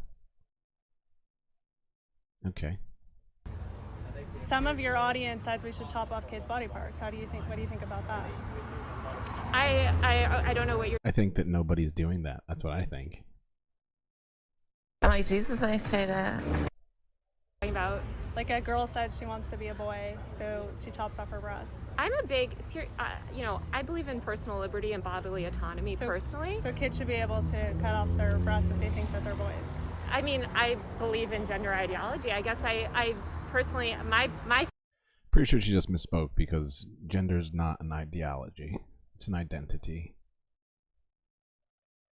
is that I believe in personal liberty. I grew up in a town where a lot of people, for their middle school graduation, women got nose jobs. I knew somebody that got a boob job at age 14. And I guess I struggle to kind of understand the criticism when there's certainly no criticism of that sort of thing, right? But then there's criticism of this other sort of gender affirming, stuff. So if we learned anything about Haya from this interview, is that she's not the most perceptive of people. Yeah, no, she struggles with some basic concepts. It feels like we're definitely not going to go through the whole thing, but just figured we'd do this for fun here towards the end of things. Honestly, I often use these sort of fun moments to check on if anything's happened while I've been streaming, because it just happens every time. So get a bunch of fun and then maybe some breaking news at the end. All right. So you're comparing a boy being allowed to chop off his penis to a teenage girl getting a nose job? Well, just to be extra clear, I don't believe that 13-year-olds are able to make those sort of medical decisions. Minors are, yeah. Oh, really? And where? Yeah. Children's National Hospital in D.C. gives 16-year-olds hysterectomies. Oh, 16-year-olds. They gave me that. They told me that directly. They said 16 girls and younger. That's what they said. So hysterectomies. There are definitely minors. I know for sure as young as 12. I'd love to see the actual data on that. That felt very much pulled out of her ass. Who are getting double mastectomies. They definitely allow vaginoplasties for minors and phalloplasties. I'm not aware of a specific case of a minor, but they allow 18-year-olds. Yeah, which okay, 18-year-olds, you're an adult. But let's just get. I don't understand. Like, I feel like even if you hold these beliefs, I don't understand why she does what she does, and it just always feels like to her like the profit incentive is more important than like protecting people from harassment.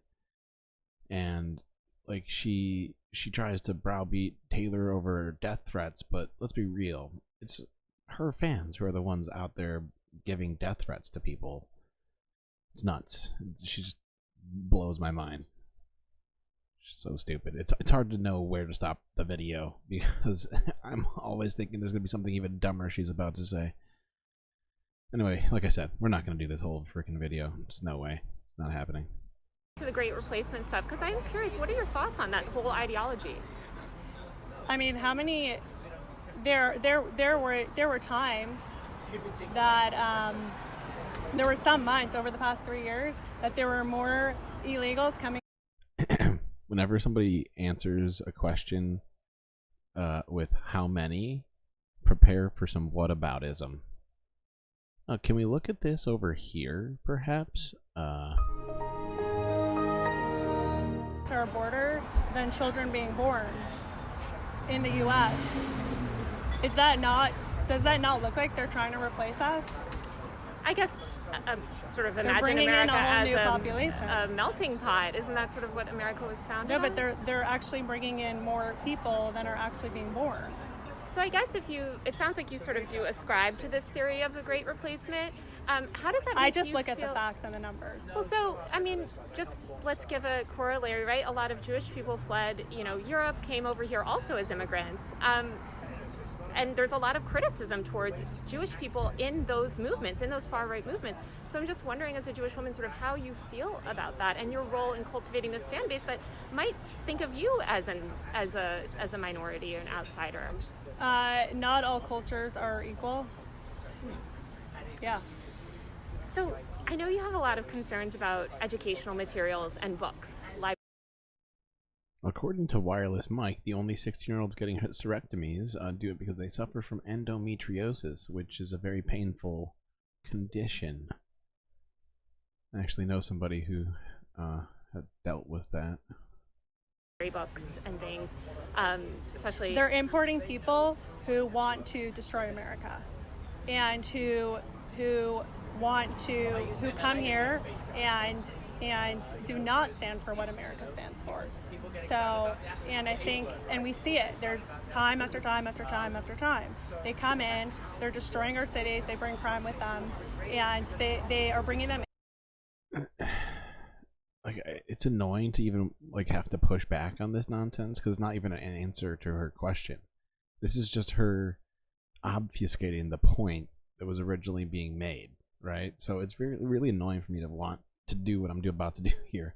Like, what she's saying is nonsense, and she's just, instead of scapegoating trans people, she's scapegoating immigrants now in order to get us to try and forget her terrible take and inability to answer the question that most of her fans also believe in Great Replacement theory, who are the same people who are shouting the Jews won't replace us at Charlottesville, and she's currently profiting off of those people and has no answer for why it is she has no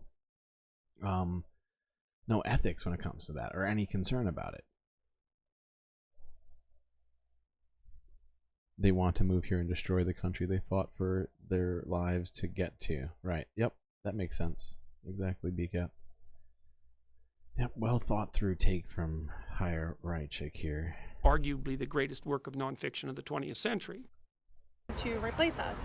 And yeah, I think people from various countries, you know, they're all different. So, you know, just back to the sort of education stuff, I know that you're interested in removing a bunch of books from libraries that you consider inappropriate. I was just wondering, out of all the books that you've sort of tried to get removed, how many have you read? I've read a couple of them. Uh-huh. Which ones? Genderqueer. Uh-huh. I've read This Book is Gay. Uh-huh. I've read... By read, she means that she glanced at the Wikipedia article. I'm sure of that. There's no way that either of those books made it into Haya's house. Flamer. I've read... What were some of the other ones? My Shadow is Pink. It Feels Good to Be Yourself. Mm-hmm. There's so many more. Tons of them. How do you kind of square, would you say, I feel like you are, or at least I feel like you've spoken about free speech before and the need for free speech and sort of supported Elon Musk's sentiments in that area. Would you say that you're a free speech supporter? Yeah.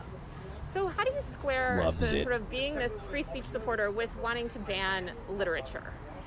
What kind of literature? What kind? What kind? What kind?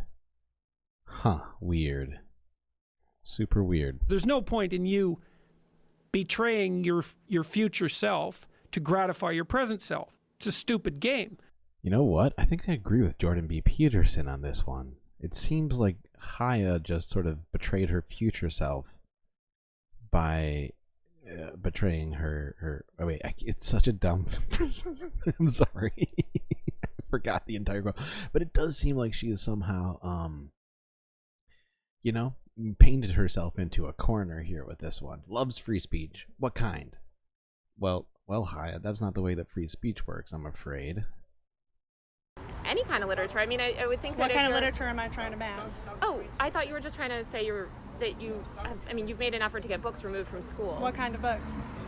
Books dealing with LGBTQ people and sexual No, that's education. not what I said. Oh, so you're not trying to get any books banned from school? That's not what I said either. Okay, why don't you explain to me how you're thinking about this? You just accused me of wanting to ban books. What kind of books am I trying to ban? You tell me. I'm not trying to ban anything. But you're not trying to ban any books. Who said I'm trying to ban books? Are you trying to remove books from libraries? From public school libraries. Okay. So how do you square your sort of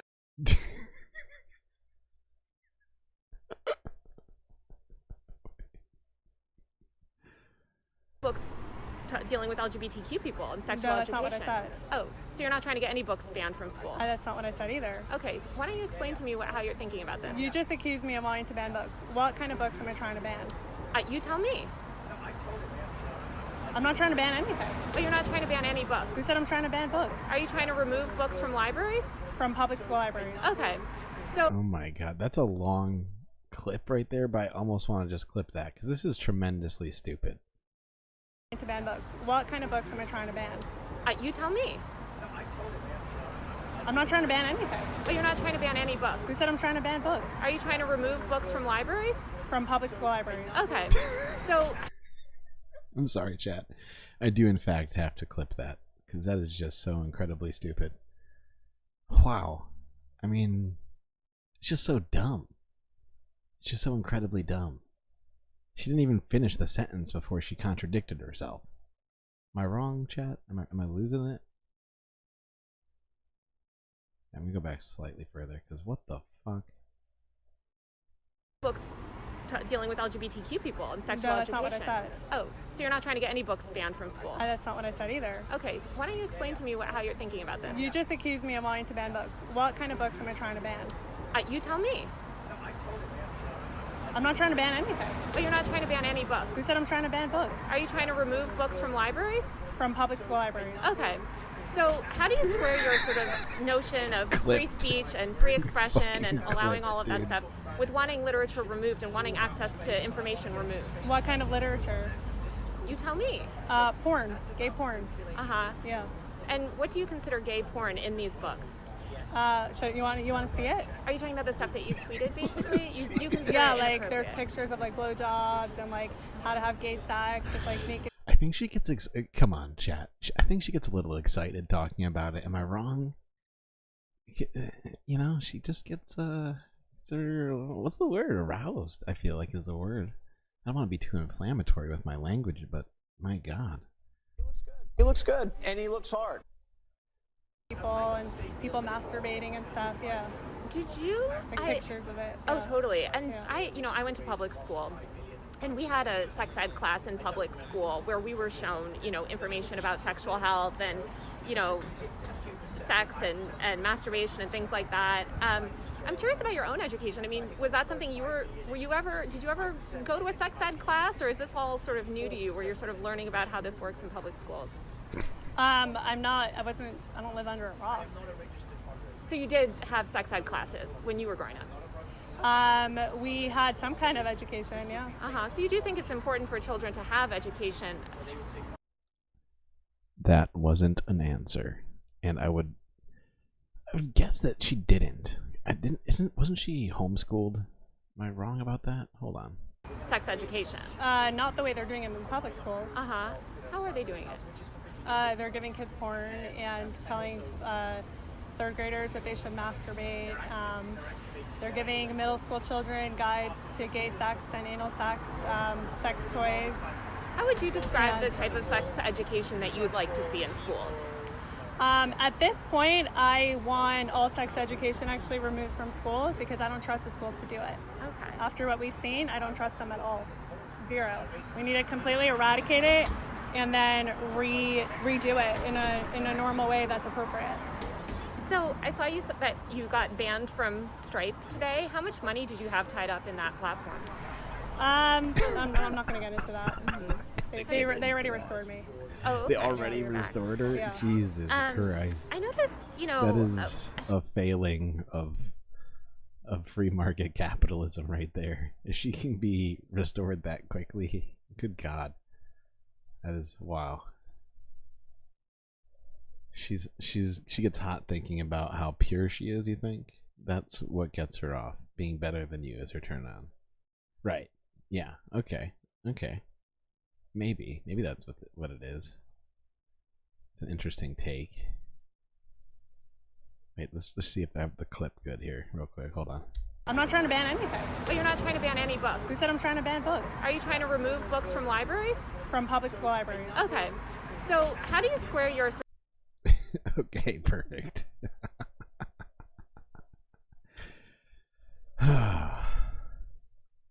Around last summer, you deleted a lot of your tweets and you sort of stopped posting. This is when Seth Dillon kind of tweeted, asking if you fell off or, saying that you weren't posting as you used to. What happened during that time, and did you think about quitting? I have no idea, and no, I never thought about quitting. Why'd you delete all your old posts? It was just a one-time editorial decision. I stand by all my posts. Jesus. I guess speaking of deleting posts, you still have a post up accusing the Uvalde shooter of being trans. Obviously, that's been debunked. Yeah, there's a community note on it.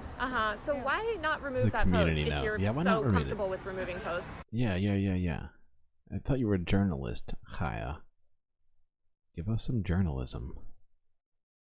Because there's a community note. I think it's clear. Oh, it's obviously... Right, that makes sense. Because everybody reads those. Obviously was unintentional.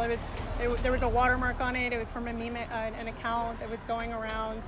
And I'm glad there's a community note so people know that that was a mistake. Do you believe if, say, a journalist posts something factually incorrect or wrong, especially about someone else, if somebody was to say something factually wrong about you, do you believe they should remove that, or do you think they should be able to keep that content up?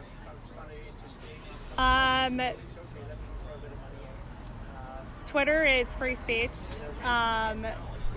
People lie about me all the time on there, and I'd just like to point out, Zitter, aka Twitter, aka X, is not free speech.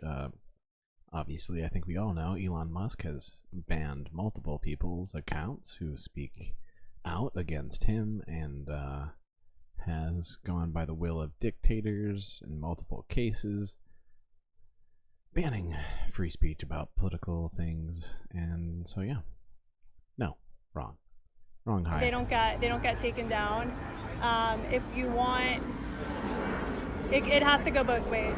So you believe that people should be allowed to keep up wrong information about you and have no recourse, be able to keep that up? Free speech is free speech. Okay. So I'm kind of curious how you square that with the letter that you sent this morning to V Sphere, claiming that, you know, you were going to try to sue her for slander.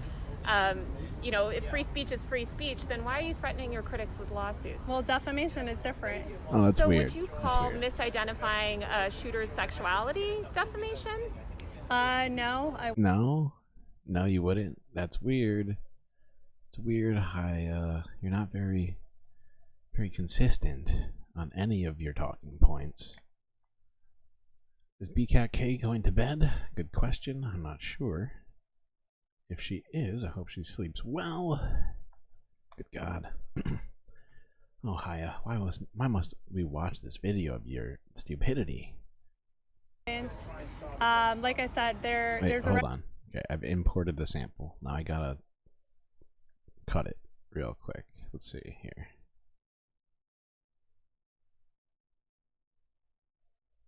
I want to say it's like that, right there. How's that? I'm not trying to ban anything. But you're not trying to ban any books. Who said I'm trying to ban books? Are you trying to remove books from libraries? From public school libraries. Oops, not quite. Not going to bed yet, still doing laundry. I'm not trying to ban anything. But you're not trying to ban any books. Who said I'm trying to ban books? Are you trying to remove books from libraries? From public school libraries. Okay, that's basically perfect. Okay, apply that. Okay. I'm not trying to ban anything. But you're not trying to ban any books. Who said I'm trying to ban books? Are you trying to remove books from libraries? From public school libraries. Yep. Directly from the horse's mouth. Community note on it. So I'm glad that people now. And you admit that it's wrong, right? Was the Uvalde yeah, shooter and trans? I wasn't the creator of that image. Sure, but you can imagine if somebody amplified wrong information. You know, the media, like Washington Post and other places, they lie. You're the media at this point. Okay, Haya. She has got. Let's just double check this. Because I've been wondering this myself. Okay. On Instagram, she has got 450,000 followers. There's over 900 comments on Reddit. Wait, I can't see the rest of her socials for some reason. I'm sure she's got multiple millions of followers on TikTok, as well as I believe she still. I think she might have a YouTube. But it's crazy. It's crazy just how much influence she has, and she's complaining about the rest of the media like somehow she's not the source of this right now. All the time. They're never held accountable. They never remove it. They lie and lie and lie. So I am not gonna. If you want to hold me to that level, then I get to hold you to that level as well, and all the other media. So I just don't think. I'm not trying to ban anything. But you're not trying to ban any books. Who said I'm trying to ban books? Are you trying to remove books from libraries? From public school libraries. Wait, what? I'm sorry, I got distracted. I forgot what she was trying to say just now. That's on me. That is on me. I'm not trying to ban. I'm not trying to ban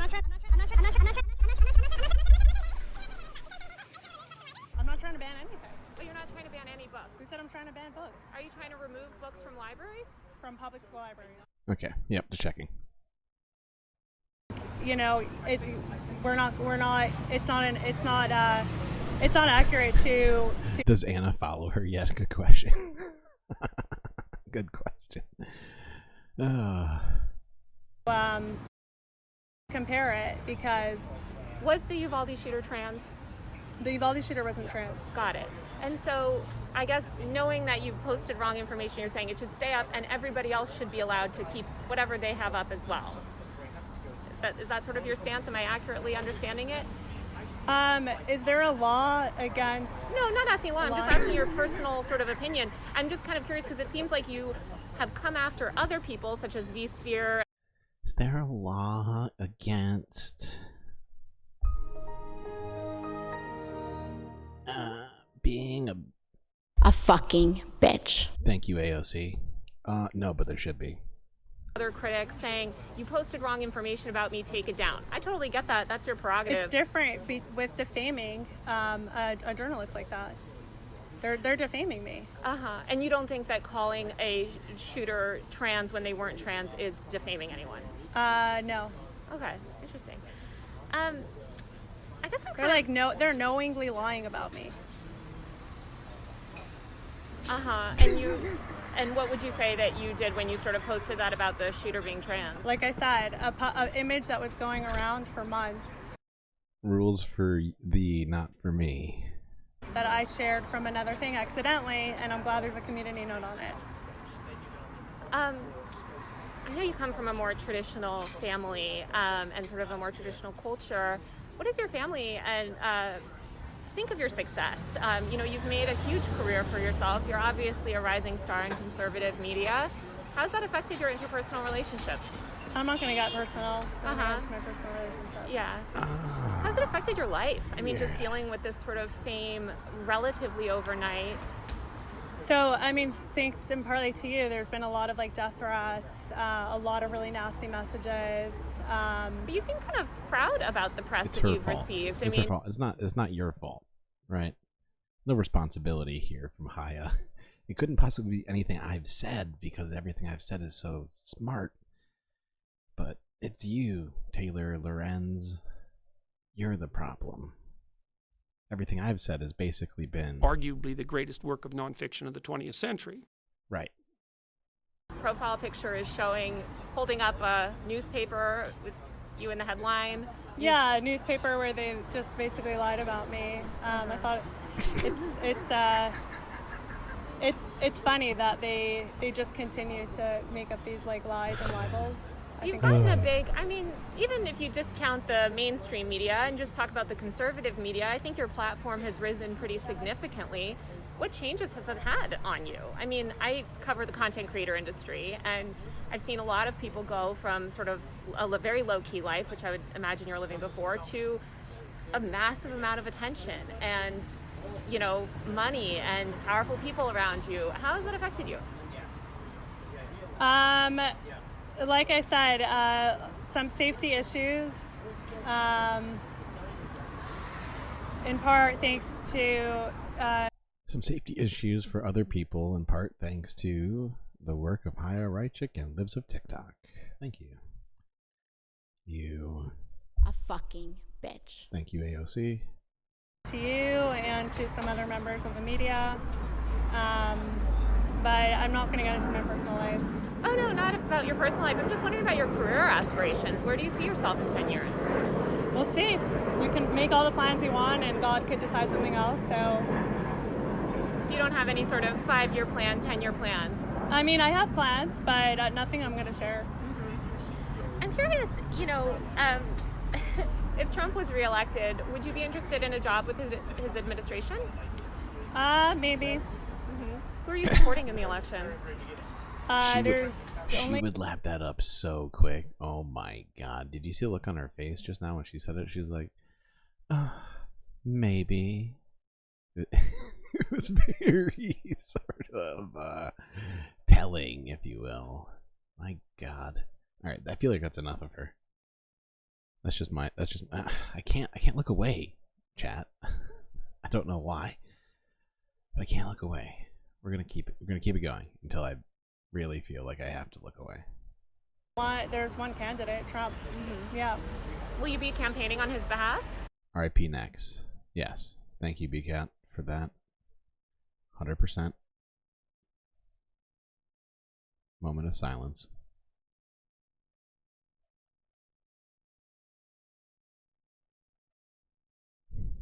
We'll see. God, it's hard to interrupt the moment of silence with Haya. Good God. Are you hoping to kind of, would you see yourself in DC?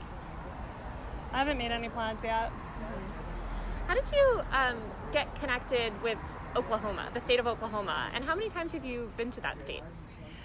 I was there once. They have, unfortunately, a lot of wokeness in their red state, and I'm trying to help. Oklahoma, riddled with wokeness. My God, I had no idea there was a scourge of wokeness going on over there. How'd you originally how'd Oklahoma get on your radar as opposed to some others? Because I started posting about the stuff going on in schools there, like I do across the country. And then, people were very upset that this was happening in their schools. So, and you've been once. What do you think qualifies you to be on the board or, have to do with education, the education system there? Being that I don't believe you have children in the Oklahoma schools, you don't live in Oklahoma, you've only been once. How does that qualify you to sort of serve in that capacity? Here's the thing, AC. I hear what you're saying there in chat in terms of faux doxing Haya as being trans, but I think that it feeds into a toxic what do you call it, culture, right, of doxing and attacking people physically for stuff. Like, should she be stopped? Yes, but I don't think we should normalize attacking trans people to achieve that end. Do you get what I'm saying? Like, nothing. Like, I get the sentiment of what you're saying, and in theory, it's funny, right? Because it's like it's something, it's something that she's been doing and purporting, coming back to bite her, but I would shy away from that one if I were you. What are the qualifications that they require to be on this committee? USA Today reported on that, but I believe it was that you had to, oh God, I might get it wrong, but I think you have to be some sort of educator. You have to have worked as an educator. Okay, I was a teacher once. You were? Yeah. Okay. So you feel like that qualifies you to sort of inform policies in Oklahoma? I wasn't aware of any kind of qualifications that they require. I don't believe they require any qualifications. Yeah, I was thinking more even just informally, but that makes sense. I guess, speaking of Oklahoma, obviously we saw the tragic death of Nex, a young child. Tragic. I'm curious about your reaction. You posted a selfie shortly after people were asking you to address the issue, and you said, to the haters and the losers. Who are you addressing in that statement? Anyone who hates me and anyone who's a loser. Okay. Why would you choose to post that in response to people asking you to speak about this child's death? It was not a response to that. I guess, why would you post that prior to making any statement about Nex's death? So, just to be clear, you're trying to police me on when I'm allowed to post selfies? No, I'm just curious. Oh my God. I wanted to post it. I thought it was a cute picture. For a girl who claims to be, like, so anti-authoritarian, like, her own thought process is basically just orthodox, like, rigid hierarchical thinking, and it's just it's so hard to watch her. But it's hard to look away. She's such a train wreck. Good God.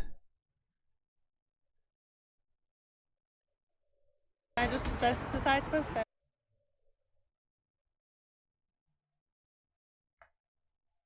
Yeah, I do hear what's being said here, and I get it, AC. Not to get her hurt, you were just trying to give her empathy, and I totally get with it. I rack my brain on what would be a good strategy to get some empathy into the brain of Haya Rychik, or at least her heart, so wherever it'll take. Honestly, take her knee. But yeah, good to see you, Snexabea. Good morning. Welcome to the chat. Yeah, wireless mic. She's a sociopath. Exactly. That's the problem. How do you give somebody who's a sociopath empathy? Rigorous therapy. And I don't know about anybody here in chat, but I'm not a therapist, so I don't have any real effect there. Okay, moving forward. How do you feel about Nex's death? It's very tragic. It's horrible. Do you believe Nex should have been allowed to receive gender-affirming care? She should not be allowed to go on irreversible puberty blockers or get sex change surgery. How do you think about the fact that, so often your posts... Puberty blockers are not irreversible. You post about hospitals that's the kind of the idea. The blockers, they're stopping it from happening, and then you stop taking them, and it happens. And whatever, hi, idiot. Libraries, schools, etc. You know, after you make these posts about them, they deal with threats. Sometimes bomb threats, sometimes harassment. We don't know who's calling in the threats. And I mean, look, bomb threats are bad. I've said that 1,000 times. People who call in bomb threats should be arrested and investigated. You can't call in bomb threats. But I just don't know what does it have to do with. Well, I guess, you know, a recent NBC investigation found at least 33 instances where you posted about a specific person or institution, and that person or institution was immediately bombarded with death threats and violent threats, including bomb threats, other violent threats. That's a pretty significant correlation. How do you know, what are your thoughts on that? Yeah, I don't know if you saw, but I got like tons of death threats this week after the entire media machine came after me. So are they responsible for those? I don't think that there's the same correlation. Are you receiving bomb threats? I'm receiving death threats, like, hi, I'm gonna come murder you. Yeah, and I definitely sympathize with you there, because like, I get those literally, every day. The article goes live and then I get those threats. I get the same thing when a Fox News article goes live. So is the journalist responsible? The journalist who posted the article?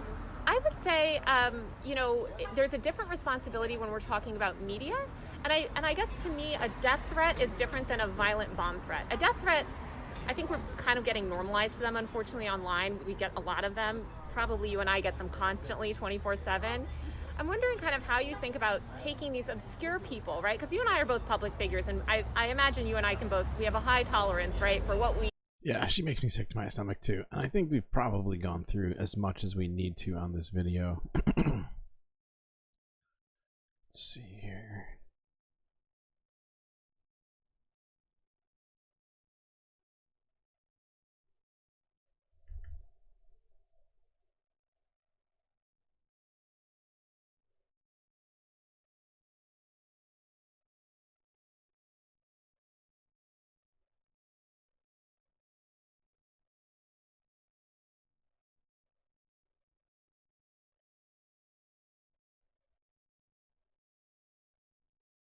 Okay, I'm gonna take a quick break.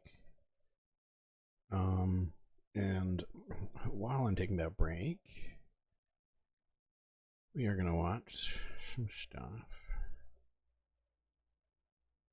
But I shouldn't have to comment on it too much.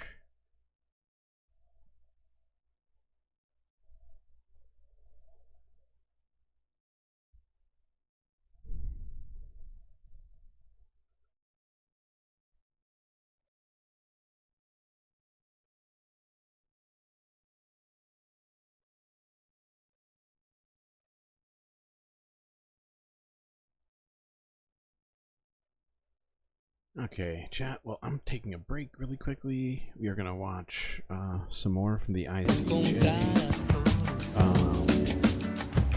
Hope you're enjoying the stream so far. And I guess to me, a death threat is different than a violent bomb threat. A death threat, Stop that. I think we're kind of getting normalized to them, unfortunately, online. Anyway, yeah, we're gonna switch it over to the ICJ hearing, and starting it off though, we're gonna listen to Palestine representative speaking to the media. If you haven't already, do hit that like button and the subscription button if you would. Make sure you get all of the best content directly to your ear and eye holes. Do consider checking out my Patreon page, which is now inside of my bio on YouTube, and so you can get all of the best and most current content.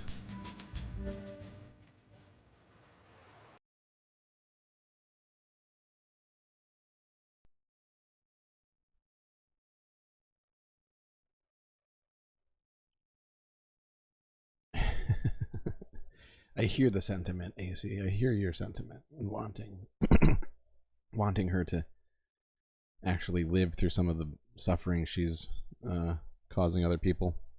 It's not a sentiment I totally disagree with. It's just how you go about it, I guess. I question some of the methods you've been suggesting. Okay. Democrats need to stop meeting these people in the middle. 100%. 100% begin. This morning, all right, chat. I'll be right back. Thousands of Palestinians in the northern part of Gaza, which is under a total control of the Israeli occupying army. And people went, and my understanding that every few days, a number of trucks with flour and sugar and maybe basic necessity of life would make it to that place where people take some sustenance of life. This time they did the same thing.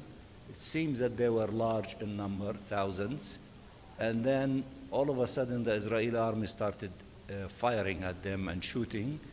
And according to the information that we have, dozens of them have bullets in their heads. It's not like, firing in the sky to restrain people if there was confusions and chaos. It was intentionally targeting and killing. And the number that we have now is 112 have been killed, and the number is increasing, and 750 injured, and possibly the number would be increasing. This outrageous, massacre is a testimony to the fact that as long as the Security Council is paralyzed and vetoes casted, then it is costing the Palestinian people their lives. I met in the morning with Ambassador Linda Greenfield, and I couldn't discuss anything except that issue with her because, it happened this morning and the news came to us this morning.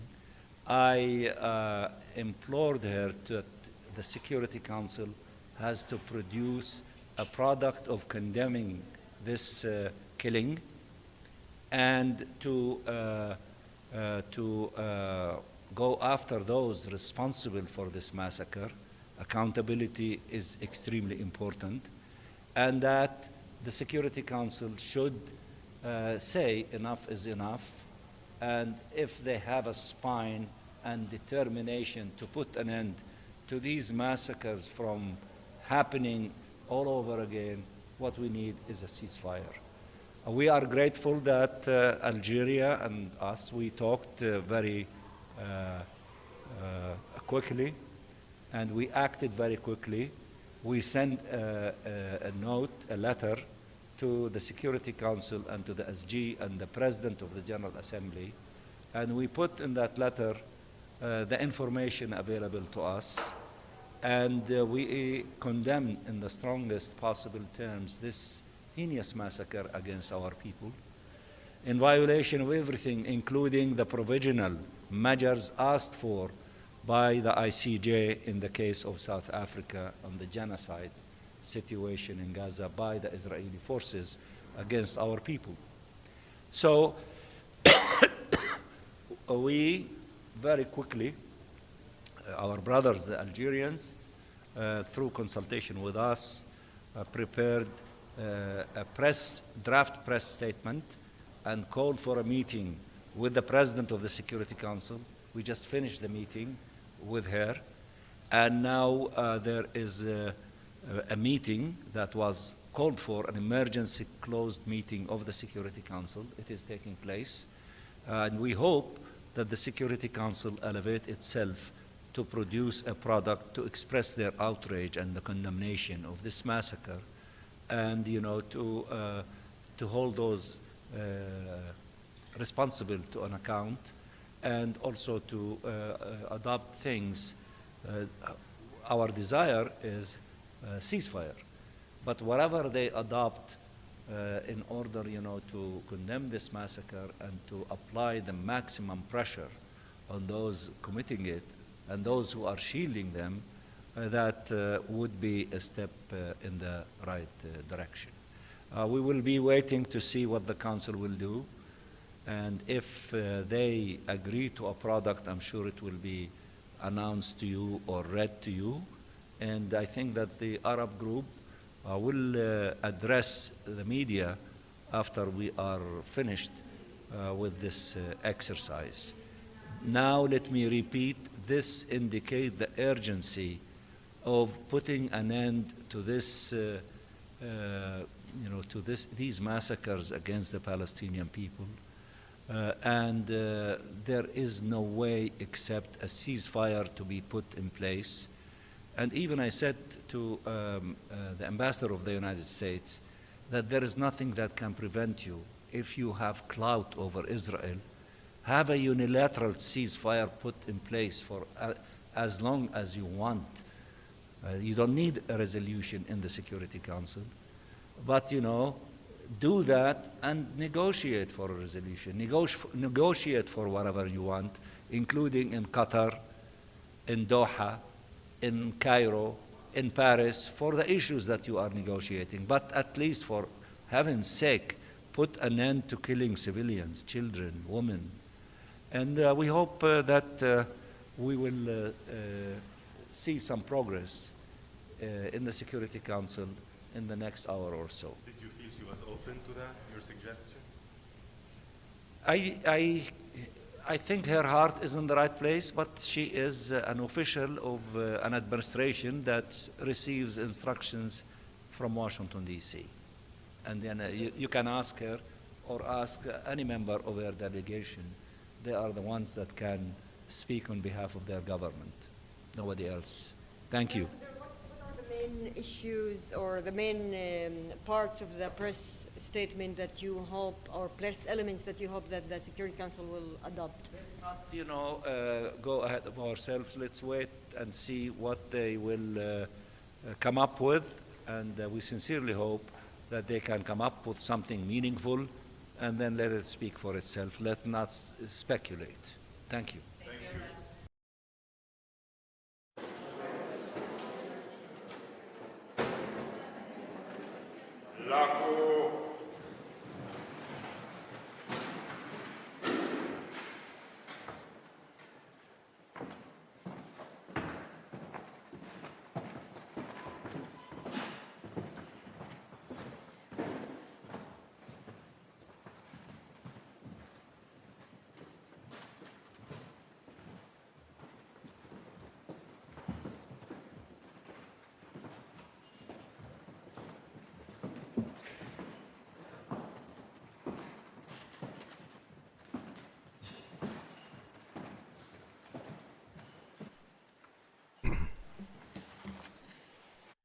Looks like I made it back just in time.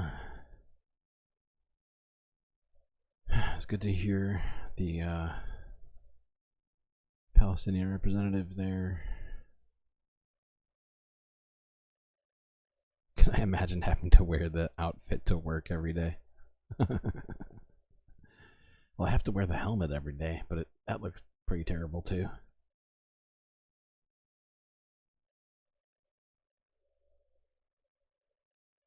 And just because I'm so proud of having done this during everything. I'm not trying to ban anything. But you're not trying to ban any books. Who said I'm trying to ban books? Are you trying to remove books from libraries? From public school libraries. Yeah. Yep, that's what she's trying to do.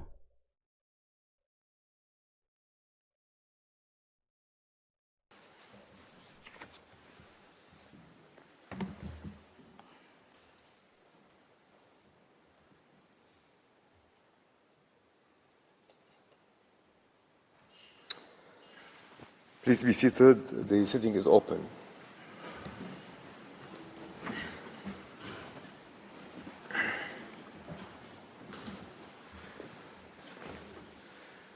The court meets this afternoon to hear Spain, Fiji, and the Maldives on the question submitted to it by the United Nations General Assembly. As the delegations are aware, they must keep to the 30-minute speaking time. I shall now give the floor to the President of Spain, Ms. Andrea Gavela Lopez. You have the floor, Madam.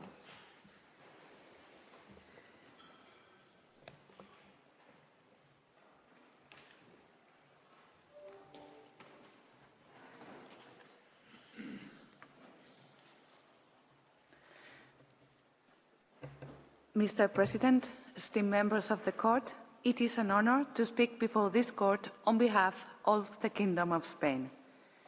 Spain, pursuant to the invitation by the Court in accordance with Article 66 of its Statute, presented a written statement on the 25th of July 2023. The current oral intervention aims to complete that written statement and furnish the Court with some elements that, from the Spanish point of view, may be of help in discharging the request made by the General Assembly. Spain, in this oral intervention, will amply rely on the advisory opinion rendered on July 9, 2004, on the legal consequences of the construction of the wall in the occupied Palestinian territory. As it is of the view that most of the Court's arguments and replies to be found in this opinion are of paramount relevance and are also applicable to the present case, we are going to address the Court in two main blocks. In the first one, we will... There's a new Bad Hasbro. Yeah, I saw that. That came out around the time that I went live, I think. You caught the first part of it. They had on Zach Foster. Yep. There's always something coming out. And I'm always trying to keep up, but it is a struggle. Good to see you back, Morbius. Good to see you back. Of the Court, and then examine the international law applicable to the case, affirming that Israel is bound by this law. In the second one, we will elaborate on the particular issue of international responsibility of states in case of serious breaches of international rules that protect the basic interests of the international community as a whole. The second part will be dealt by Professor Mr. Ripoll Carulla, head of the International Legal Office, while the first part will be dealt by Mr. Emilio Pin, deputy head of that International Legal Office, to whom I kindly invite you to give the floor now. Thank you very much. I thank Mr. Lopez. I now give the floor to Mr. Emilio Pin. You have the floor, sir.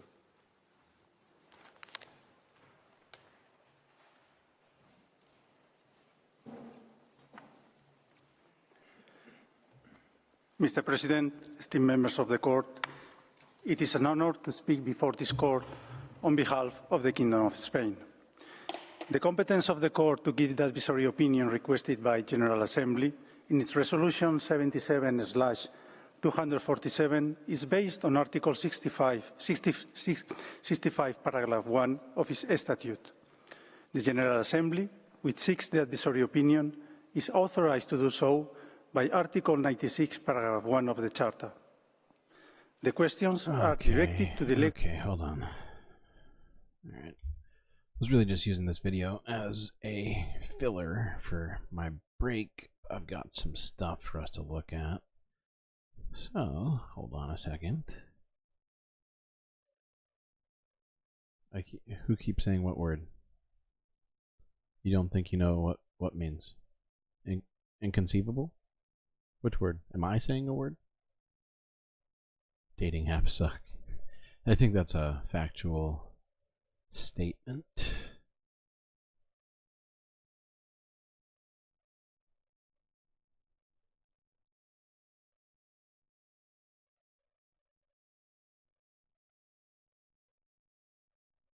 Stop rhyming. Did I rhyme? I don't remember rhyming either.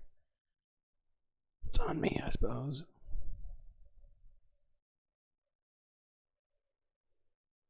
Resolution 77/247 is based on Article 6.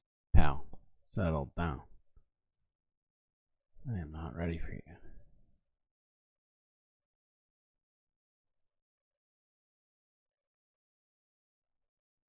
Okay.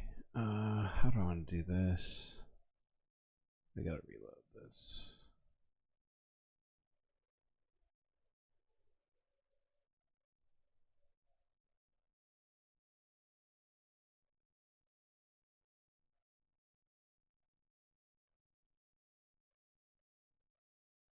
Oh, it's a Princess Bride quote. Somehow I didn't That did not register for me.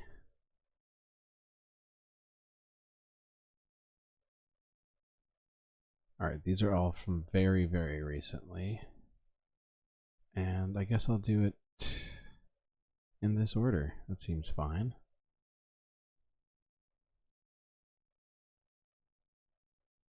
This next video is President Biden. A video of a Bay Area doctor who is treating patients in Gaza who is hoping for a ceasefire. I believe it's a live interview that was done on NBC Bay Area just about an hour ago. Actually, 30 minutes ago. Very, very recently.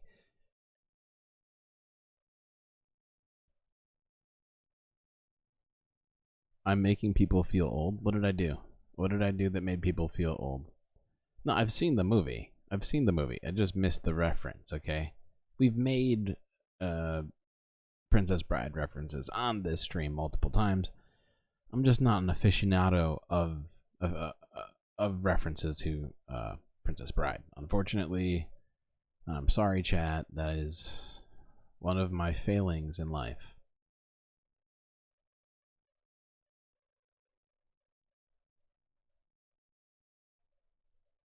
Says the U.S. plans to drop food and aid into the Gaza Strip, saying the humanitarian aid flowing into the region for Palestinians is insufficient.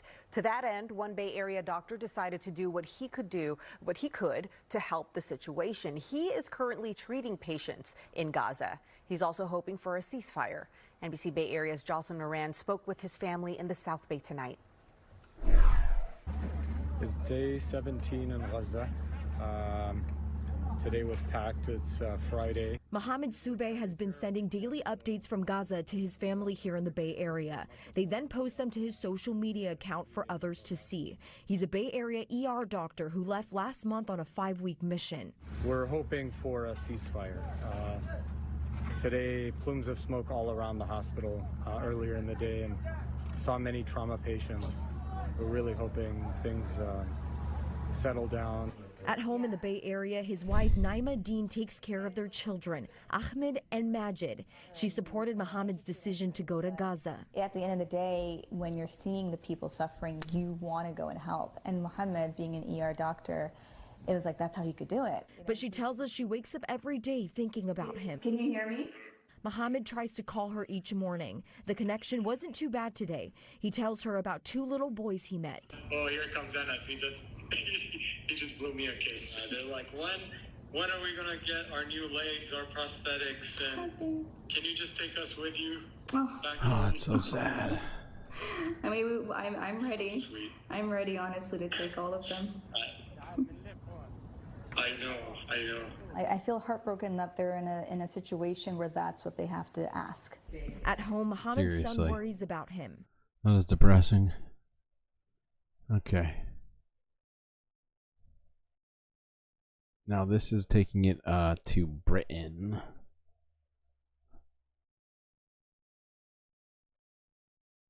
Wait, I'm doing that wrong. Don't do that.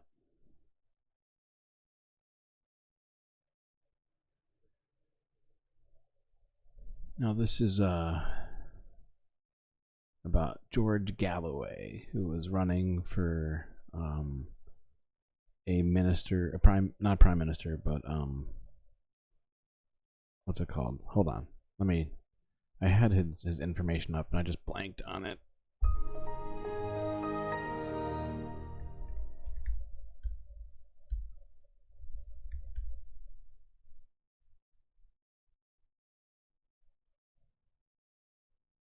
He serves as a member of parliament for Rochdale, which is, hold on, I believe it's in the north of Britain.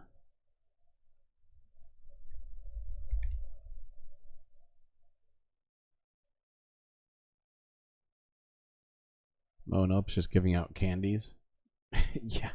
Yeah, exactly, Morbius. Sounds like my grandma too.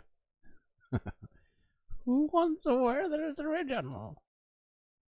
I've got lots and lots of them. Yeah, I guess it's kind of northern England. Okay. I think that's enough context. A fourth return to British Parliament for George Galloway in a local election dominated by events in the Middle East.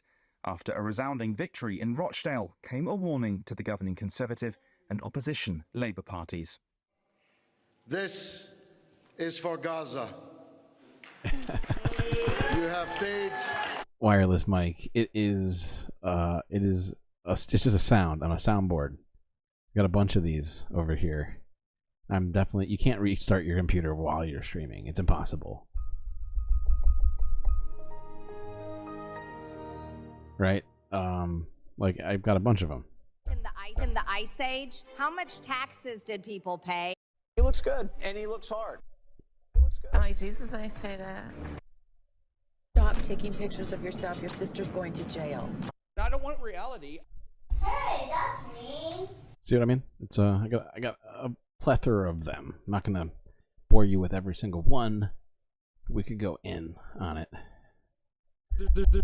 There's no point in you betraying your future self to gratify your present self. It's a stupid game. Thank you, Jordan B. Peterson. You're so helpful. All right, back to what George was saying here.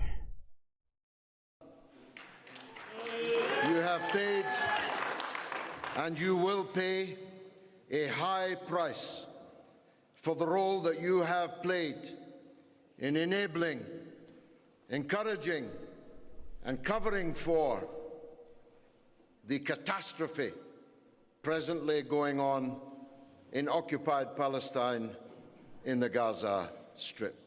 It's been 9 years since Galloway was last an MP, but the fedora-wearing firebrand has been an anti-establishment politician in Britain for decades. Deprivation in the area, amid a cost-of-living crisis, had been considered the key concern ahead of the vote.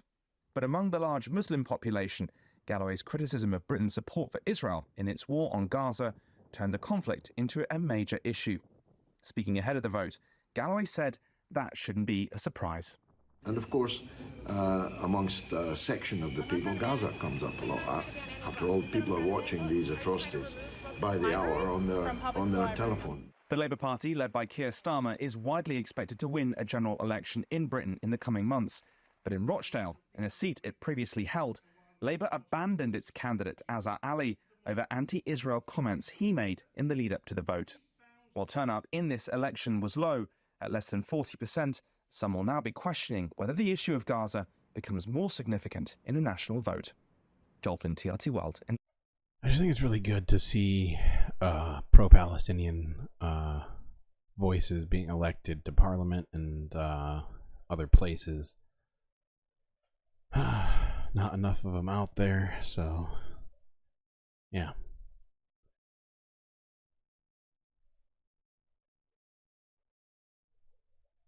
But like, for instance, like check it out. I can do this. But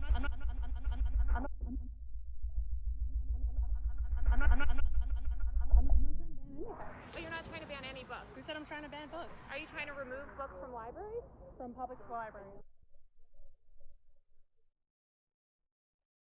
Like, I have full control of all the sounds, although there's some little bugs I gotta work out with all of it still. But yeah, I'm glad I finally got the soundboard working, as I've been doing it in a very weird way, or trying recently to do it in a way that has been a little weird.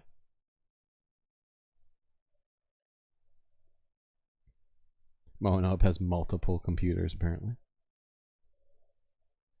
Anyway, that's a somewhat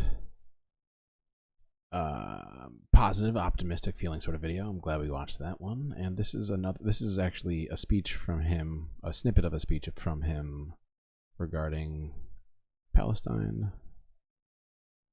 Got next. He tried to make it a Muslim thing, but it isn't a Muslim thing. Hundreds of thousands of British people all over this country throughout the last 4.5 months have been demonstrating their revulsion at the slaughter in Gaza and the support for it from the British government, the British Labour opposition, and the vast majority of the British media. Hundreds of thousands have marched, but millions share their revulsion. So, if you've come here to shill for little Rishi Sunak or clunky Keir Starmer, you've come to the wrong place, you see, because both of these parties were comprehensively defeated here in Rochdale yesterday. We got more votes than Labour, Conservative, Liberal, Reform put together. That's the nature of our victory. And people are going to have to come to terms with it, because I'm not the kind of man who's easily intimidated. I'm not intimidated by hostile journalists and broadcasters. I'm not intimidated by cameras being pointed in my face. I'm afraid only of God, you see. I'm afraid only of God. And you will not trick me or force me into retreating from the platform on which I stood and for which I now have a mandate that I will take into the House of Commons on Monday. I'm not Jeremy Corbyn, you see. I don't turn the other cheek. If you slap me, I'll slap you back. That's my attitude. Okay. Now this next Is it one not possible? just came out recently. Over the last hour. This is an MSNBC piece entitled GOP Spins in Circles to Reconcile Anti-Abortion Zeal with Public IVF Support. We literally, on the night that it came out, we covered it. We said it was going to happen. And here's the video reconciling everything I said, I think. To do IVF in a pro-life way that treats embryos as children because they are. Does not wisdom cry unto us that if we have found a... Wait. Bunch of chats here. You know, I typo should as shooked so often I should make it some kind of inside joke. I think you just did. You were talking about Vash. Boosh. Should I say? Ian, I have... not gonna say... say it, but yeah. Horse related material on my computer. Who dis? Hey, yeah, you do what you gotta do over there, Morbius. Schmoka de bola. Alright, back to the IVF ruling being used for anti-abortion sentiments.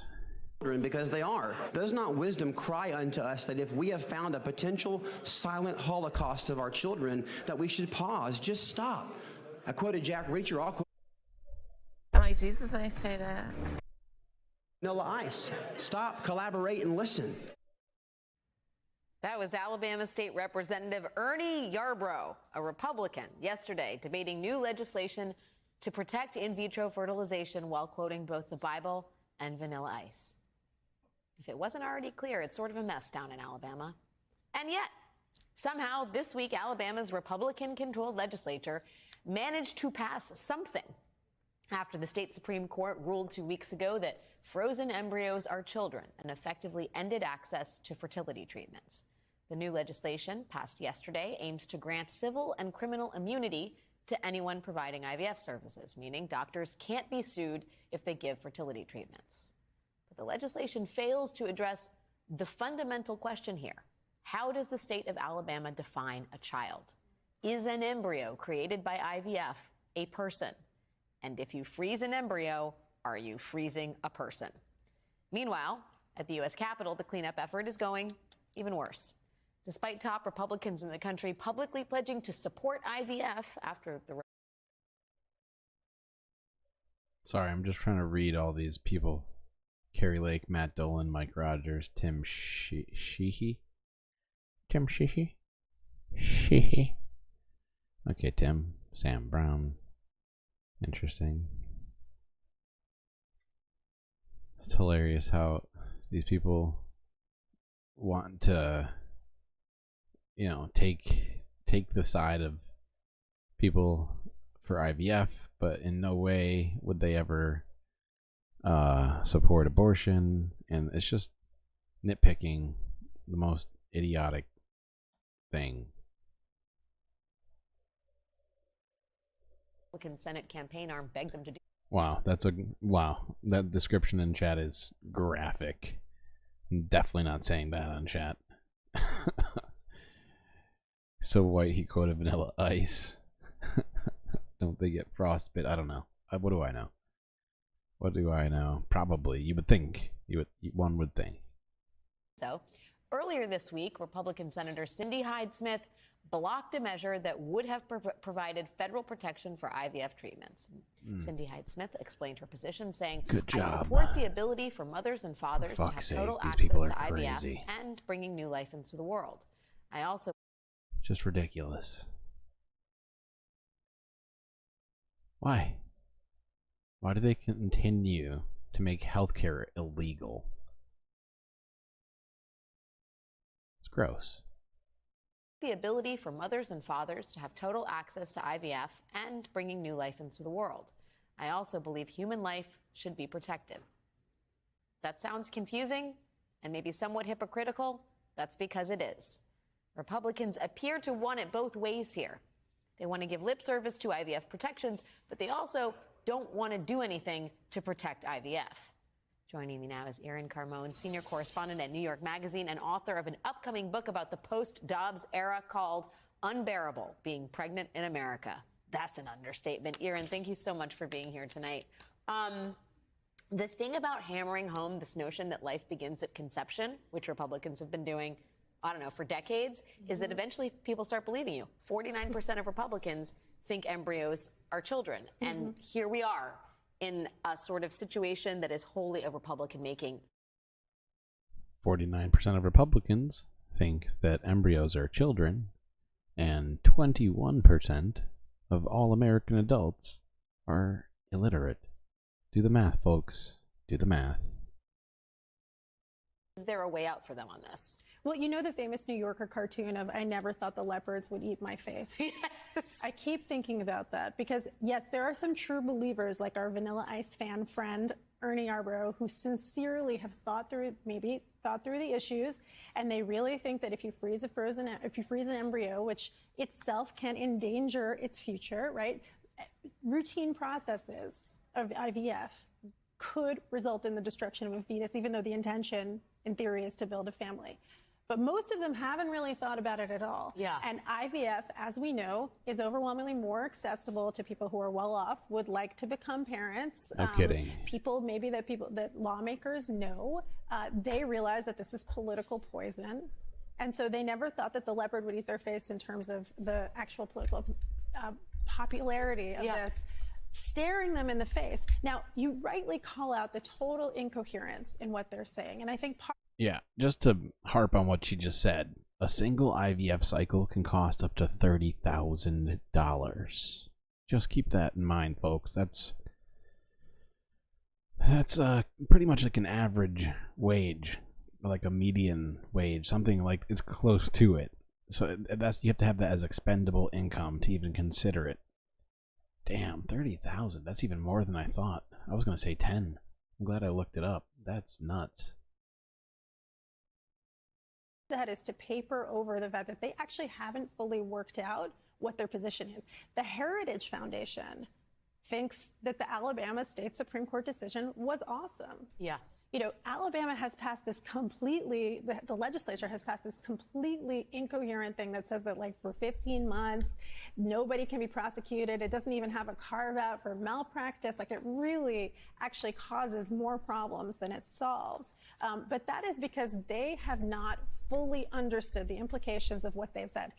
But mind you, when Alabama was debating its abortion ban, there was a legislator, Clyde Chambliss, who famously said, an embryo is not, it's not a baby because it's not in a woman.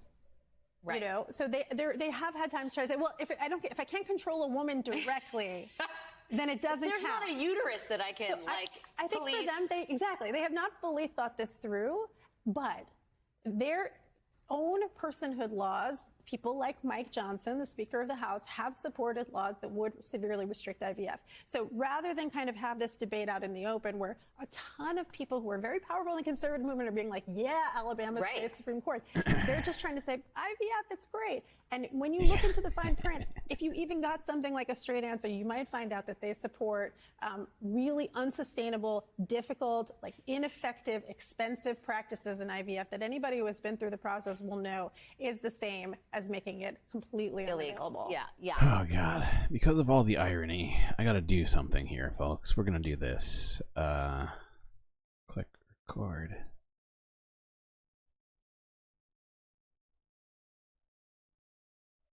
Hopefully this isn't too loud.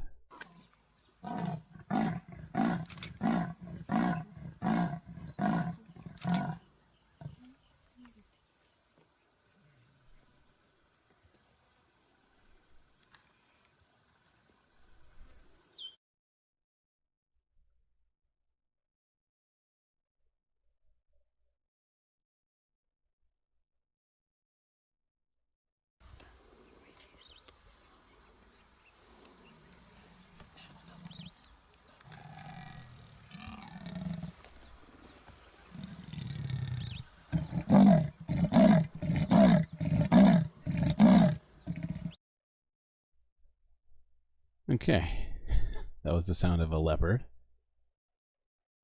Just figured I would get myself a little snippet of that for every time that a leopard eats somebody's face. Figured it would come in handy, it would seem. Now we got it. Okay, back to this. Doing multiple jobs at once. One of the people who's been caught in a bind of his own making, quite literally, is Donald Trump. This is Sean Hannity asking Donald Trump about his position on IVF. I believe it was yesterday. Let us take a listen. You took a strong stand on IVF. Where are you on that? And what is your message to other candidates? And where are you on abortion?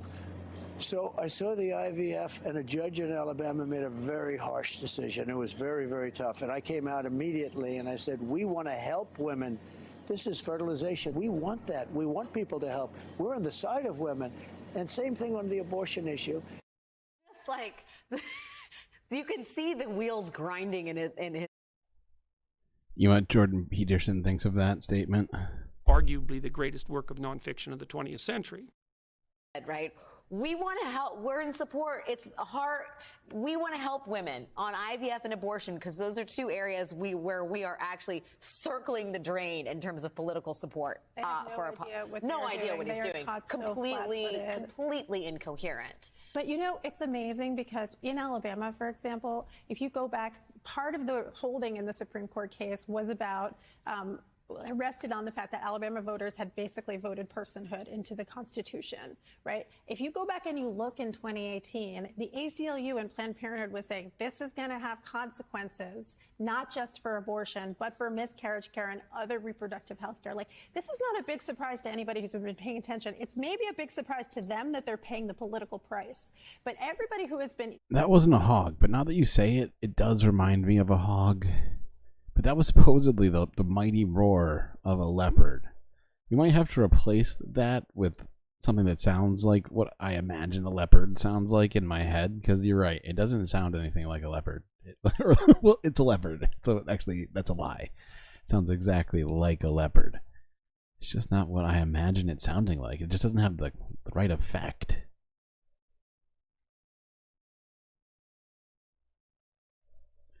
All right, AC. Good seeing you. You get some rest.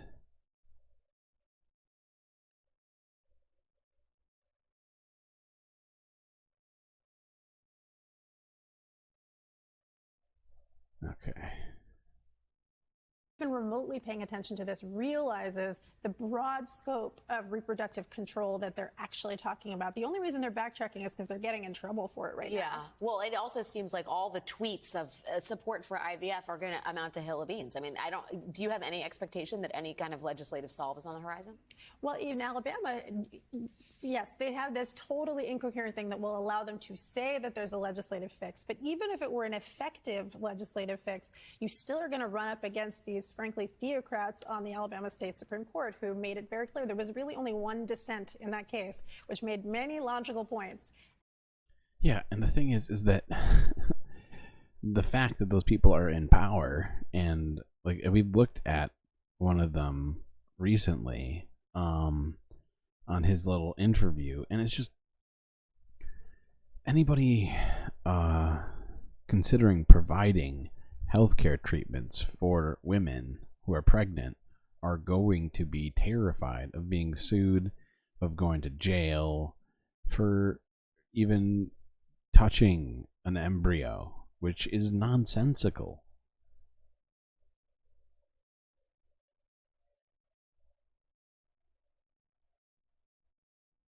Anyways, we're almost done with this.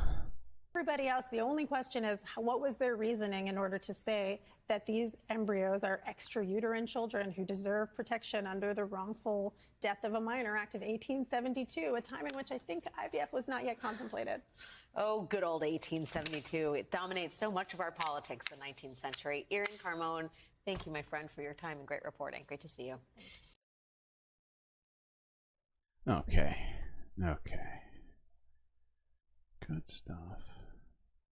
Well, not good stuff. Good reporting. Unfortunate stuff.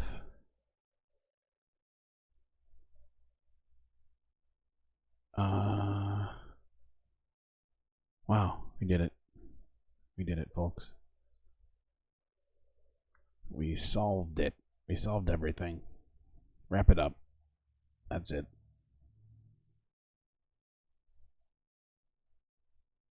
Okay, yeah. Hey, we made it all the way through.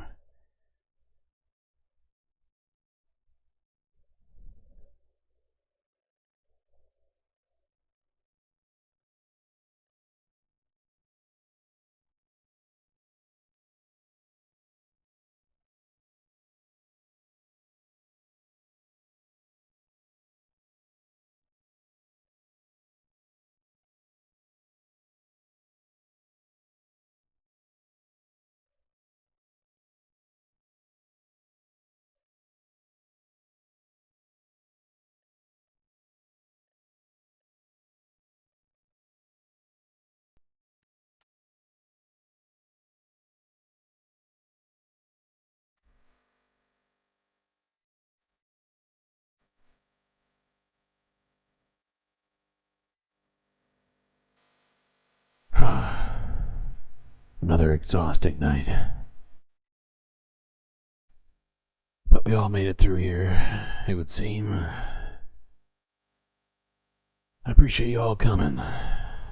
Hope you learned or otherwise enjoyed yourself. Hopefully I've done my part tonight. Never feels like enough. Till I see you next time. Stay classy, Galactic Stream Nation.